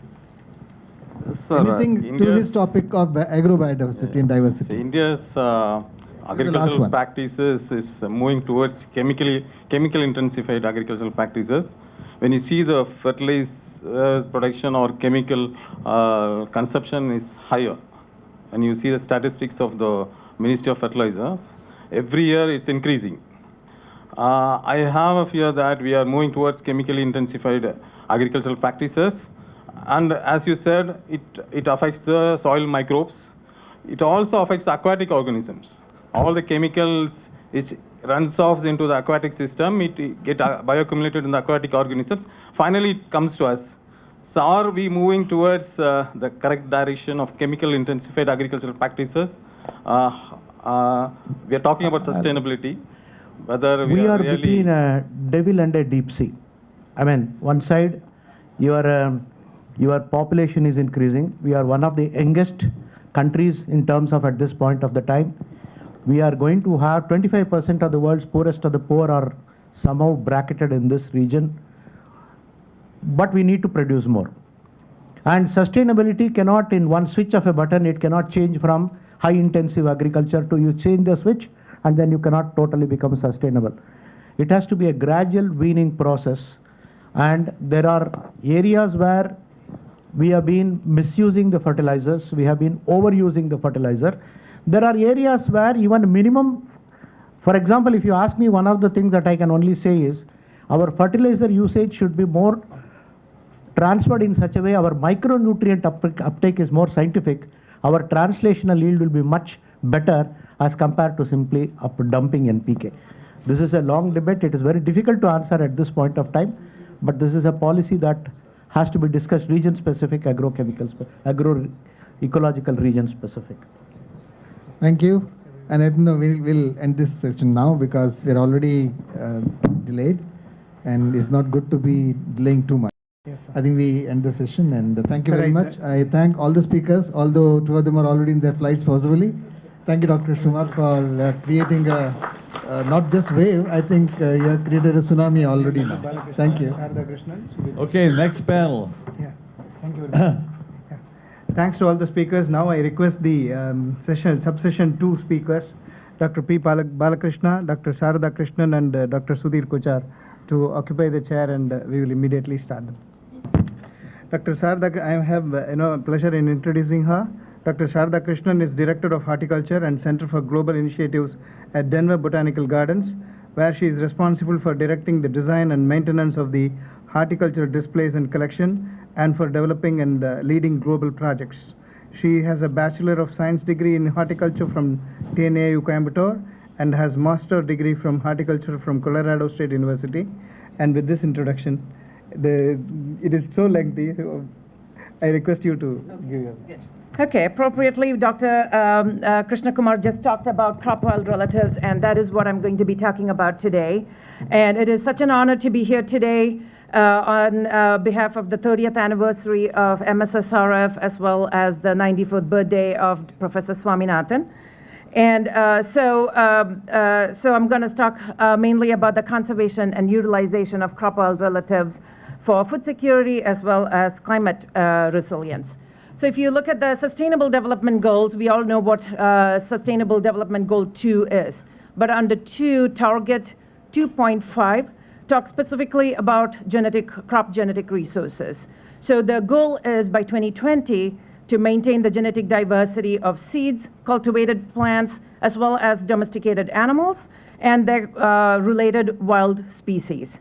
But it's already 2020 is next year. We are way behind in fulfilling this target because 2020, the cultivated wild relatives of wild species is not been achieved yet. And also recently, just in May, the Intergovernmental Panel on Biodiversity and Ecosystem Services did the global summary about the global assessment of biodiversity came out. And that did not paint a very good picture on where we are as far as biodiversity and the loss of biodiversity. The prediction is that we will be losing about 1 million species are going to go extinct. And so the report, this was just a summary report. The final report is probably going to come up by end of the year. And so the four main areas that they covered were the decline in biodiversity and ecosystem services, and what are the drivers for this change, and what are the failure, what will be the meeting the goals, the implications of the failure to meet these goals, and what is the transformative change needed to address these challenges. So this is, I know there are a lot of words there, but I highlighted some of the important ones. Under 8.6 of the IPBS summary is globally, local varieties and breeds of domesticated plants and animals are disappearing. This loss of diversity, including genetic diversity, poses a serious risk to global food security by undermining the resilience of many agricultural systems to threats such as pests, pathogens, and climate change. And this is something that we've been discussing all since yesterday, the threats due to climate change. And so the many crop wild relatives that are important to long-term food security lack effective protection. And reductions in this diversity in cultivated crops, crop wild relatives, and domestic breeds mean that ecosystems are less resilient to future climate change, pests, and pathogens. So that they paint a very dire picture. And so they talk about what are some of the direct drivers and the indirect drivers of these causes of this loss of diversity. Direct drivers are land and sea use change, direct exploitation, climate change, pollution, invasive alien species, and then the indirect drivers are the values and behaviors, which are demographic, social, economic, technological, institutions, governance, and conflicts in many areas. And I'm not going to go through all the examples of the changes. And so what are crop wild relatives? So Maxted et al., they described what crop wild relatives are. They're wild plant taxon that has an indirect use derived from its relatively close genetic relationship to a crop. And so wild relatives can be used for crop improvement, pest and disease resistance, stress tolerance, wider adaptability to climate change. They have improved nutritional profile, so it also leads to dietary diversification, as well as other traits like yield, quality, and sustainability. But despite all these qualities that crop wild relatives have, they are undervalued, underutilized, and definitely under threat. So Colin Cowrie, who is with the CIAT and USDA, he has done a huge study on crop wild relatives and the global distribution of crop wild relatives. And you can see in this picture that the northeastern and eastern and the western Ghats have high diversity. In India is one of those global diversity hotspots. So looking at crop wild relatives in India, India is considered one of the 12 mega biodiversity centers, and it also is one of the Wawalovian centers of origin of crop species. And there are about 47,513 plant species, including bacteria, of which 17,926 species are angiosperms, which are the flowering plants. And about 811 species are used in cultivation, and there are over 900 plus species of crop wild relatives distributed in 10 plus 1. The plus 1 is the islands, the Andaman and Nicobar Islands and Lakshadweep geographic regions, biogeographic regions. And about 215 economically important plants were domesticated in India, and we have adopted about 600 plus exotic species as our crops. So an inventory of crop wild relatives was done, and when you look at all the different groups of crops, the vegetables and the fruits and nuts have very high diversity in India, both the cultivated as well as in the wild relatives, as well as spices and condiments, ornamental plants, cereals. Those are the ones I've highlighted in red. The medicinal and aromatic plants all have very high diversity. And when you look at the geographic location distribution, the 8 main areas. So this map is, so there was the NPBGR did a program between 1999 and 2005. They did exploration of crop wild relatives within India, and they did that in these 8 ecological regions. And the 8th one is the Andaman and Nicobar Islands and Lakshadweep, which are in the map there. And so the highest diversity was in the northeastern region. Earlier, Dr. Longwa had talked about the northeastern region with 132 species of crop wild relatives, followed by actually the Malabar, the Western Ghats is the highest with 145 species, followed by the northeastern region and then the Western Himalaya, Eastern Ghats, and Eastern Himalayas. So there was there was rich diversity in all of India. And so this book was recently published on crop wild relatives of India, of cultivated plants. And in 21 chapters, there are 3 sections. It talks about the importance of wild relatives distribution and diversity of the different crop groups that I mentioned earlier in the table, and as well as how to conserve these wild relatives. And so what is needed, a lot of the countries are now developing a national strategy for the conservation and use of crop wild relatives. A lot of the European Union countries some of them have developed, some of them are still developing their national strategy. So the national strategy starts off with the botanical checklist, and then from the botanical checklist, you develop the crop wild relative checklist, and then you do a prioritization of the crop wild relative based on the use, based on how easily they are compatible with the current crops. There is the whole gene pool 1, 2, and 3, so you prioritized based on which gene pool and the conservation status of those species. And then you have create a crop wild relative inventory, and then you do a gap analysis based on what is currently in protected areas for in situ conservation or in ex situ preserved seeds or in ex situ collections. And then you develop your in situ and ex situ conservation strategies. And so then from that, for in situ, you identify hotspots and protected areas, and then establish genetic reserves, crop wild relative genetic reserves. And then for ex situ, you see what is underrepresented in gene banks, and then you establish targeted crop wild relative collecting expeditions. And then you conserve the genetic diversity. And I was just going to mention, this was recently, I was involved in development of a roadmap for the North American crop wild relative conservation and use. And this paper is going to be published maybe in November or so in the Crop Science Journal. And so for the North America, it is not just the United States, it is also the Canada and Mexico. And in the United States, we already have a budget of crop wild relative conservation and what that is going to cost. And that will be within this year or next year, will go to the Secretary of Agriculture for funding. So the North American strategy, we identified 5 major priority actions. The first one is to understand and document North America's crop wild relatives and wild utilized plants. And then you protect them in situ and in ex situ, prioritize them, and then make them accessible. The thing is, we want breeders and breeders to utilize this. So we want to make sure that they are accessible to breeders and researchers, and also to build public awareness. And that's where botanic gardens can play a huge role in public education, as well as in the ex situ conservation.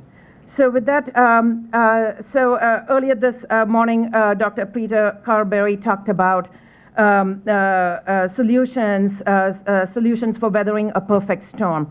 And crop wild relatives, their conservation and use and breeding is one of the tools in the toolbox that will help us to weather the storm that we are facing right now, all the global challenges of climate change, pest and disease, and drought, and all of those different items. So thank you.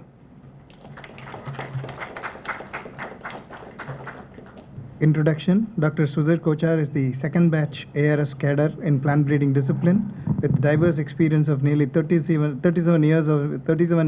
years in ICAR in hill agriculture, forage production, PGR and IPR management, coordinating basic and strategic research under NAIP and AICRP and on underutilized and underexploited plants.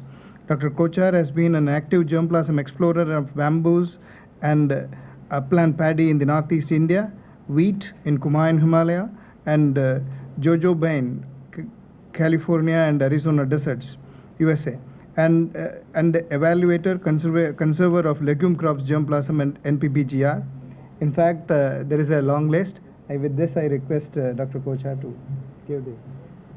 I remember the statement by Professor which he gave to us on our Foundation Day training in the 7th batch at Central Staff College of Agriculture, that science and education require men and women of integrity, dedication, and an attitude of mind, where work and recreation are synonymous. I have come here just to pay my gratitude to the professor. I remember the book by Ernest Hemingway, Old Man and the Sea.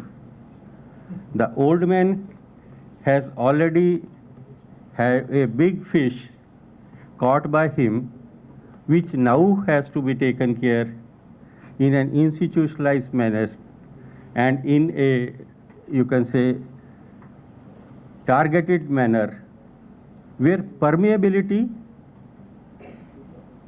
and percolation and adsorption and absorption in the sociological setup, these are very, very important.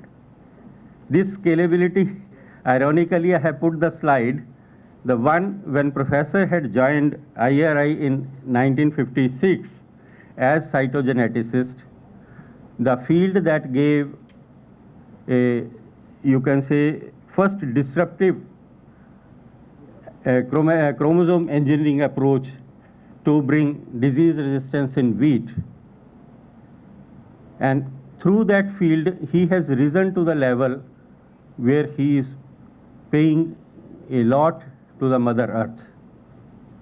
We are having 550th year of anniversary of Guru Nanak to be celebrated sooner somewhere.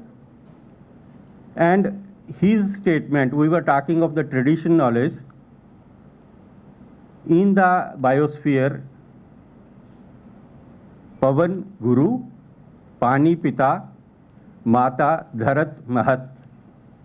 The magnanimous earth is our mother. The magnificent oceans, the water is our father. And the biosphere, having the air above it, is our guru. We consider professor to be our guru, but then there are dimensions for which we have to go much, much beyond. So it is biosocial ecosystems, the biotechnology, bioecotechnology that he always emphasizes upon is much more important because it has got the potential to yield new alleles which may have answers to the things like climate change on which we are deliberating on today's discussion. Of course, we are in the era of artificial intelligence, Internet of Things, and so many other theories of boom and bang and other things like that. But biodiversity is much more important to us, and that is where our talk is all about. And who is closest to the biodiversity as far as agrobiodiversity is concerned is none else but farmer. And here the farmer is always innocently closer to the divinity. Who uttered it? Dr. Karan Singh. When the book on Professor Swaminathan was released in Delhi, and incidentally I was there in conversation with Nitya Rao, this foresight, this hard work, this determination which he carried all through are exemplary to all of us. We are here sitting paying gratitude to him and trying to learn more things out of the subject and beyond the subject in the cross-cutting areas. His major contributions in ICR era, in the international arena, in FAO global system, and then following that, contributing through this institutional mechanism of MSSRF are exemplary. I will leave it for reading to you. And most of the people say that India believes in one word family where all is give and take. And all give and take in the materialistic world doesn't have to be give and take without consideration. So materialistic consideration has also to be there in life, and that is why the plight of the farmer considered to be improved by a professor that gives us idea to find out elements where we can really empower the farmers to let them learn how they can come up. Knowledge gives prudence, from prudence comes worthiness, from worthiness one gets wealth, from wealth righteousness, and from that well-being. So that means it is not all about only without consideration. The FAO Council resolution under his chairman 4/89 also clearly said free doesn't mean free of charge. The genetic resources are common heritage of mankind, and who will determine access to that? Those who have got the sovereign rights, means nations, and they will be taking consideration that if they have to charge something minimal on the costs, they should charge. Similarly, in intellectual property right area, this Nemo-DART rule says, unless until you have right on something, all of your intellectual property is not your intellectual property right unless until you get it under the law. Similarly, this model law relating to equitable priority, cure prior est maximum, it states that if you have got the temporal priority, only then legal priority can be considered in your case in terms of the equitable rights. So the total spirit of the international law on biodiversity and genetic resources for food and agriculture, it talks of the sovereign rights and the authority to determine access, the rights of indigenous and local communities, because we can have sovereignty at the three levels: individual level, community level, and then at the national level. Only in the recent eras there are talks of global sovereignty.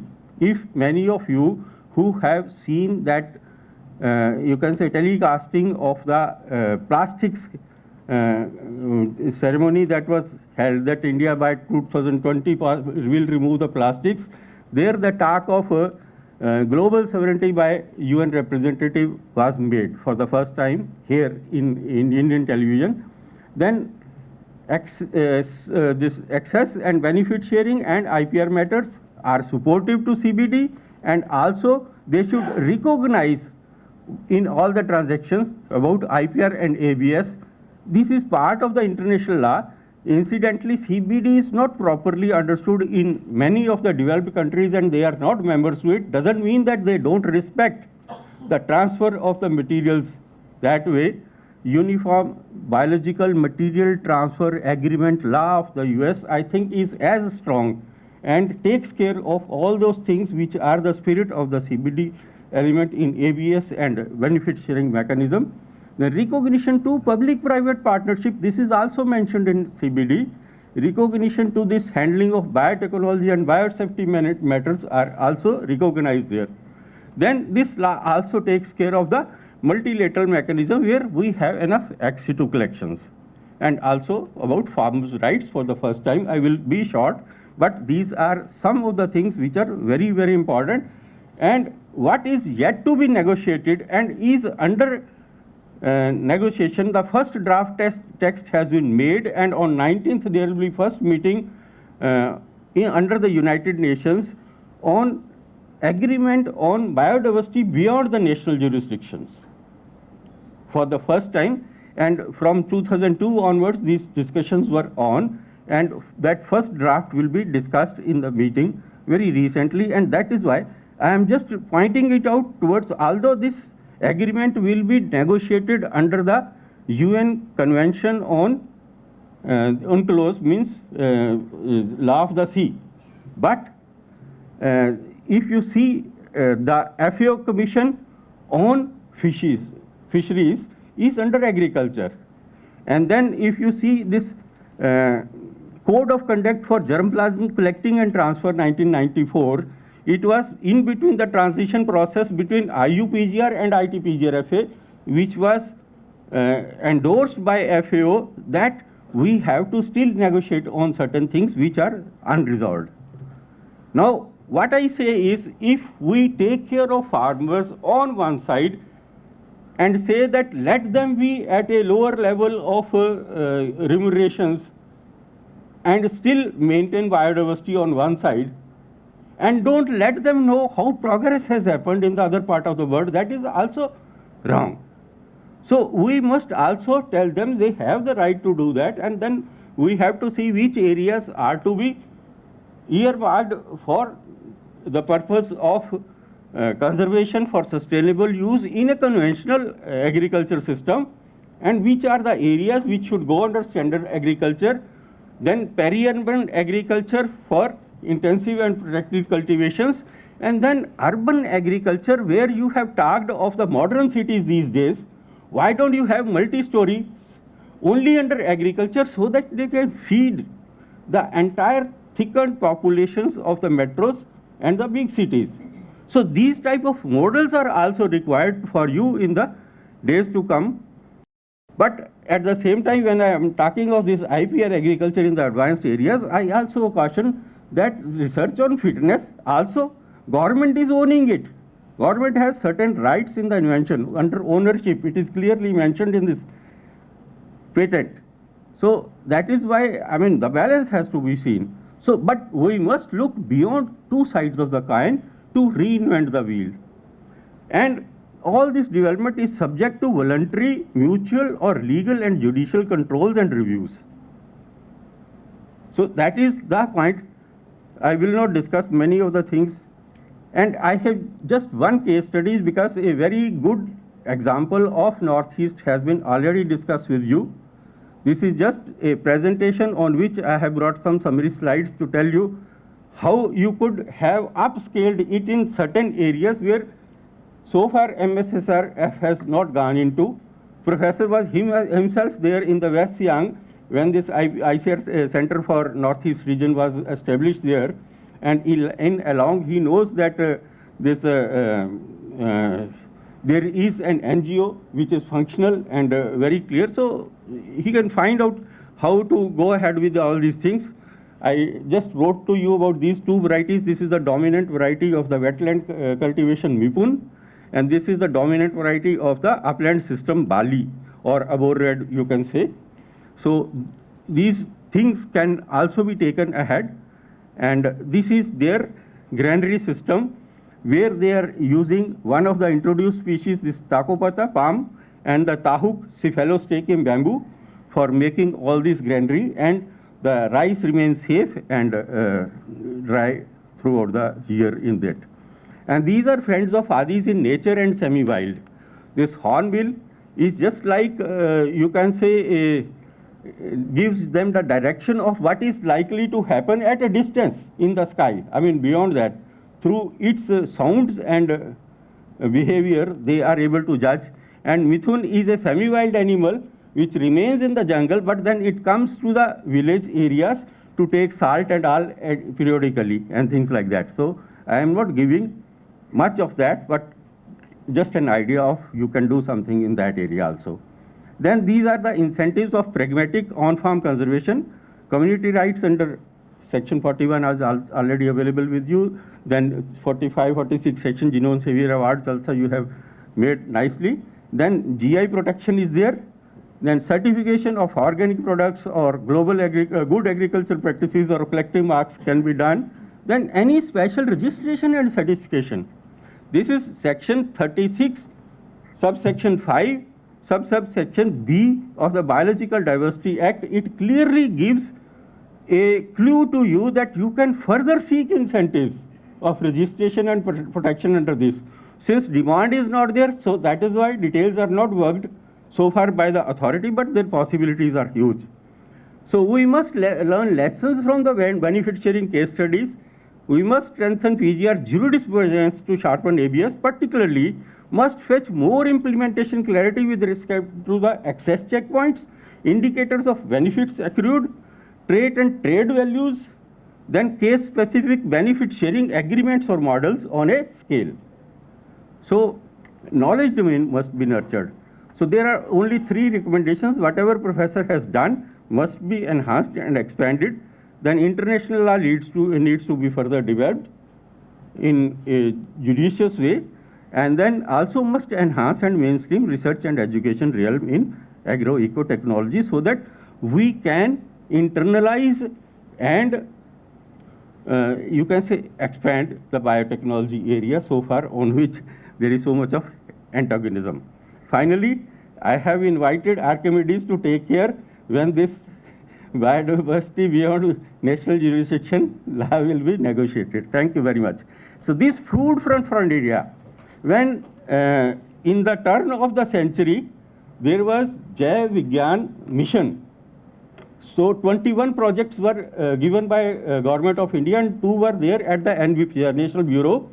So I had given them this logo, Food Front of India, at that time. Of course, it was not adopted at that time, but I have distanced myself from the system to that level where I think that something in the fiction side should also be done. And that is why my page you will see every month by month in Agriculture Today magazine. There are already 4 articles on that. So just with that, thank you very much. Thank you. Next speaker is Dr. Balakrishna. Dr. Balakrishna. Dr. Balakrishna is trustee and chairperson, the Forum for Law, Environmental Development and Governance, shortly known as FLEDGE, is a not-profit international think tank focusing on issues of environment, law and development. He has held position as Vice Chancellor, Transdisciplinary University, Chief of Biodiversity and Governance Program at UNEP, Chairman, National Biodiversity Authority, Government of India, Coordinator, Biodiplomacy Program at UN University, Head of IUCN Asia Regional Office in Sri Lanka, among others. Earlier, we fondly recall, he is our staff member and a close colleague of ours. And with this brief introduction, I request you, Dr. Balakrishna, to give your presentation. Thank you, Dr. Hariharan, and thank you for those nice words. Because normally when speakers get introduced, the general practice is to download it from internet, and that probably will be about 15 years old or 20 years old, and you will be full of issues. So thank you for asking for it. First of all, let me thank Dr. Anil Kumar, a colleague and an old friend, for the invitation. It's been a pleasure to be here. And if I distinctly remember, exactly 20 years since I've been a part of the August celebrations. It's August with a capital A, the month of August celebrations. Thank you very much for this, and a very great association. Every day, the 7 years that I served in this place has been a learning experience, and it still continues to help me in terms of what I am doing and what I intend to do into the future. So certainly very inspiring to be back. And the reason why I asked I'll go last is that sometimes it's also good to basically listen to different people's perspectives on things that actually are being said. And this particular session, the title of it is to look at mainstreaming biodiversity and climate change. And as we are sitting here and discussing, just about 5 or 6 hours ago in Geneva, there was a launch of a very major report today morning, which is called the Special Report on Climate Change and Land Use. And the reason I mention that is that it has been a work of more than 200 scientists, referring to more than 7,000 technical papers on the issue of looking at biodiversity, climate change, land use, and a range of issues. The second thing is that 2 weeks from now, there'll be a meeting in Nairobi where there'll be a special session convened by under the Open Working Group meeting, where there is going to be initiation of a discussion on defining a global biodiversity strategy for the period 2021 to 2030. A month from now, the UN General Assembly, the Secretary General had called for a special summit on climate change. And maybe 3-4 months from now, we'll have the climate change COP that'll happen. And the reason why I just mentioned some of these timelines or a guidepost for us is that sitting and listening to a lot of presentations, sitting and listening to the results of work that has happened, brilliant work that has happened over a period of time, the biggest disconnect I see as a person working not just on the technical aspects, but more on the policy and the legal aspects, many times the results, the impacts, the influence of a lot of what gets discussed in these kinds of fora and the results of scientific advances that are being made to a large extent are not appropriately heard at the international level. There's been very many efforts, including the establishment of the Intergovernmental Panel on Climate Change. The need for establishing IPCC was, how does science inform policy making? The establishment of the Intergovernmental Panel on Biodiversity and Ecosystem Services, IPBS, much more recently, is exactly to do that. We have so much of knowledge, we've got so much of expertise and information on the contributions of biodiversity, the impacts of biodiversity, and the challenges we face in terms of protecting and managing that diversity at different levels. There needs to be a connect between science and policy. So the first point I'd like to make is that that seems to be a huge challenge even today. On one hand, we have scientists discussing about the results and the outcomes. On the other hand, we have policymakers who actually doesn't seem to understand the implications of some of it. So the first point I'd like to mention is that in as much as we want to look at the results of our activities, it is also important, which again a lesson I learned from Dr. Swaminathan, is that look at the impacts of the work. Instead of discussing the results, discuss the impacts of it. And the moment you're talking of science and policy interface, I just want to make one or two references very quickly. Everybody spoke of technology. We all know the developments of biotechnology, whether it is synthetic biology or whatever. But what's happening in a country like India, which has got so much of a mature ability to deal with science, deploying science, the ability of the society to respond to the interventions and influences of science, but we are completely challenged and we are still in an infancy to translate what we know, what we understand of science into policy. And the challenge we are facing, including in a technology like biotechnology, and especially in things like BT, the Bacillus thuringiensis related technology, globally people say it's 3 decades old or more. But here we are still discussing about how is it we are going to be deploying the technology beyond a particular point. So the first challenge we will have in terms of looking into the future, because that's also one of the mandates of this particular conference, is that how do we strengthen that science policy interface? How do you make the policy make? Remember, tomorrow if there is going to be a decision that will happen in 2020 October in China through the Convention on Biological Diversity, that this is the way countries will deal with using and deploying synthetic biology, products and organisms, governments and parties who are members to the convention, who are parties to the convention, which is a legally binding convention, will have no other option except to listen to the elements of the decisions that are being made. And the reason I'm reiterating that is that many times we participate in these kinds of negotiations and discussions not knowing the implications that will have in terms of on-ground work.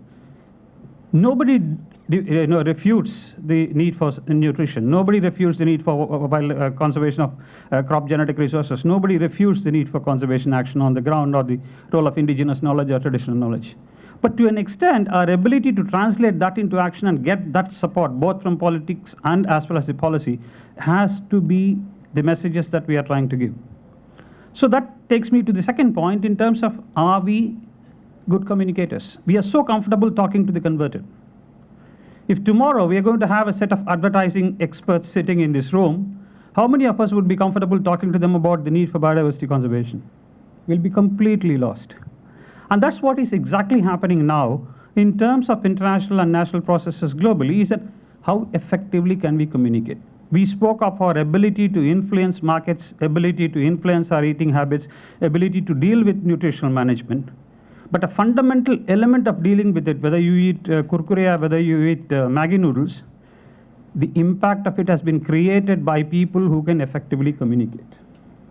And the biggest challenge we have is that we still have not found the trick of how do we communicate. That is why we need to work with very unconventional groups of peoples in terms of dealing with how do we make that message go out, how do we ensure that people speak about it.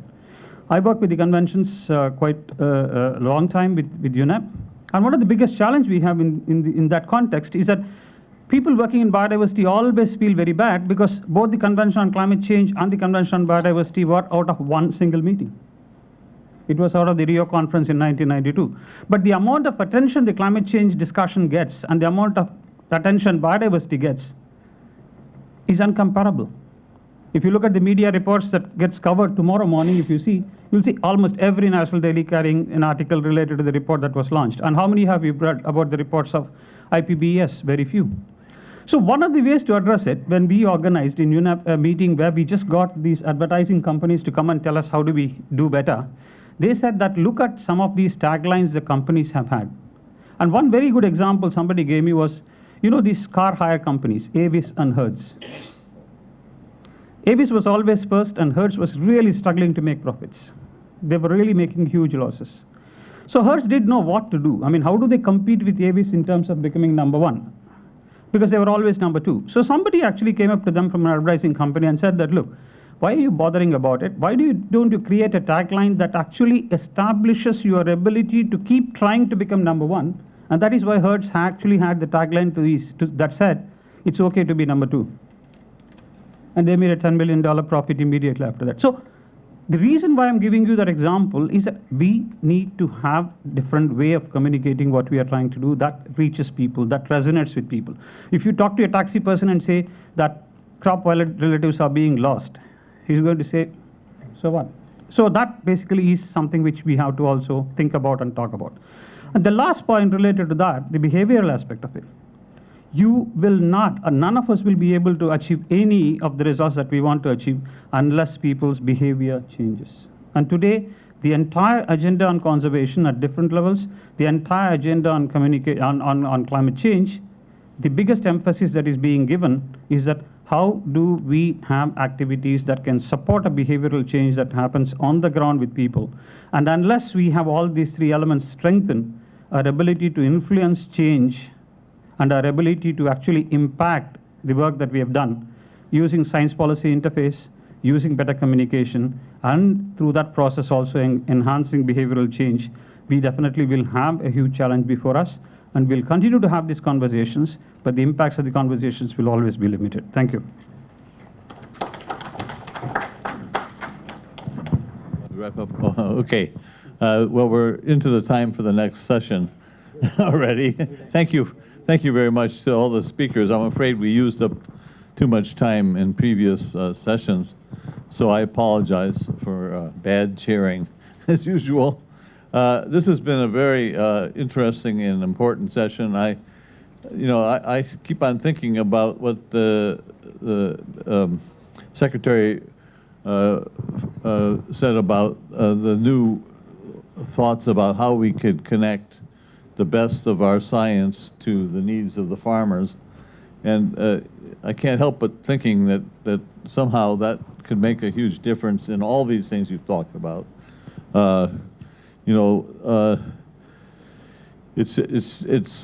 have to move faster, as you said. And how do we move faster if we don't take the best of our academic, scientific abilities and try to make them meet the needs of the real people on the ground? And in India, it's so striking that such a large fraction of your population in need of help in the future are these poor rural farmers all across India. It seems that for the whole stability of the country, this is an urgent issue, now complicated by not only climate change, but by other issues that we've discussed. Humans are destroying the environment in many ways. So hopefully this is a symposium honoring a great man could inspire the rest of us to work harder to try to meet the real challenges of the future. So that's the main thing I took away from this, and I thank everybody for participating. You're going to take the next session, right? Yeah.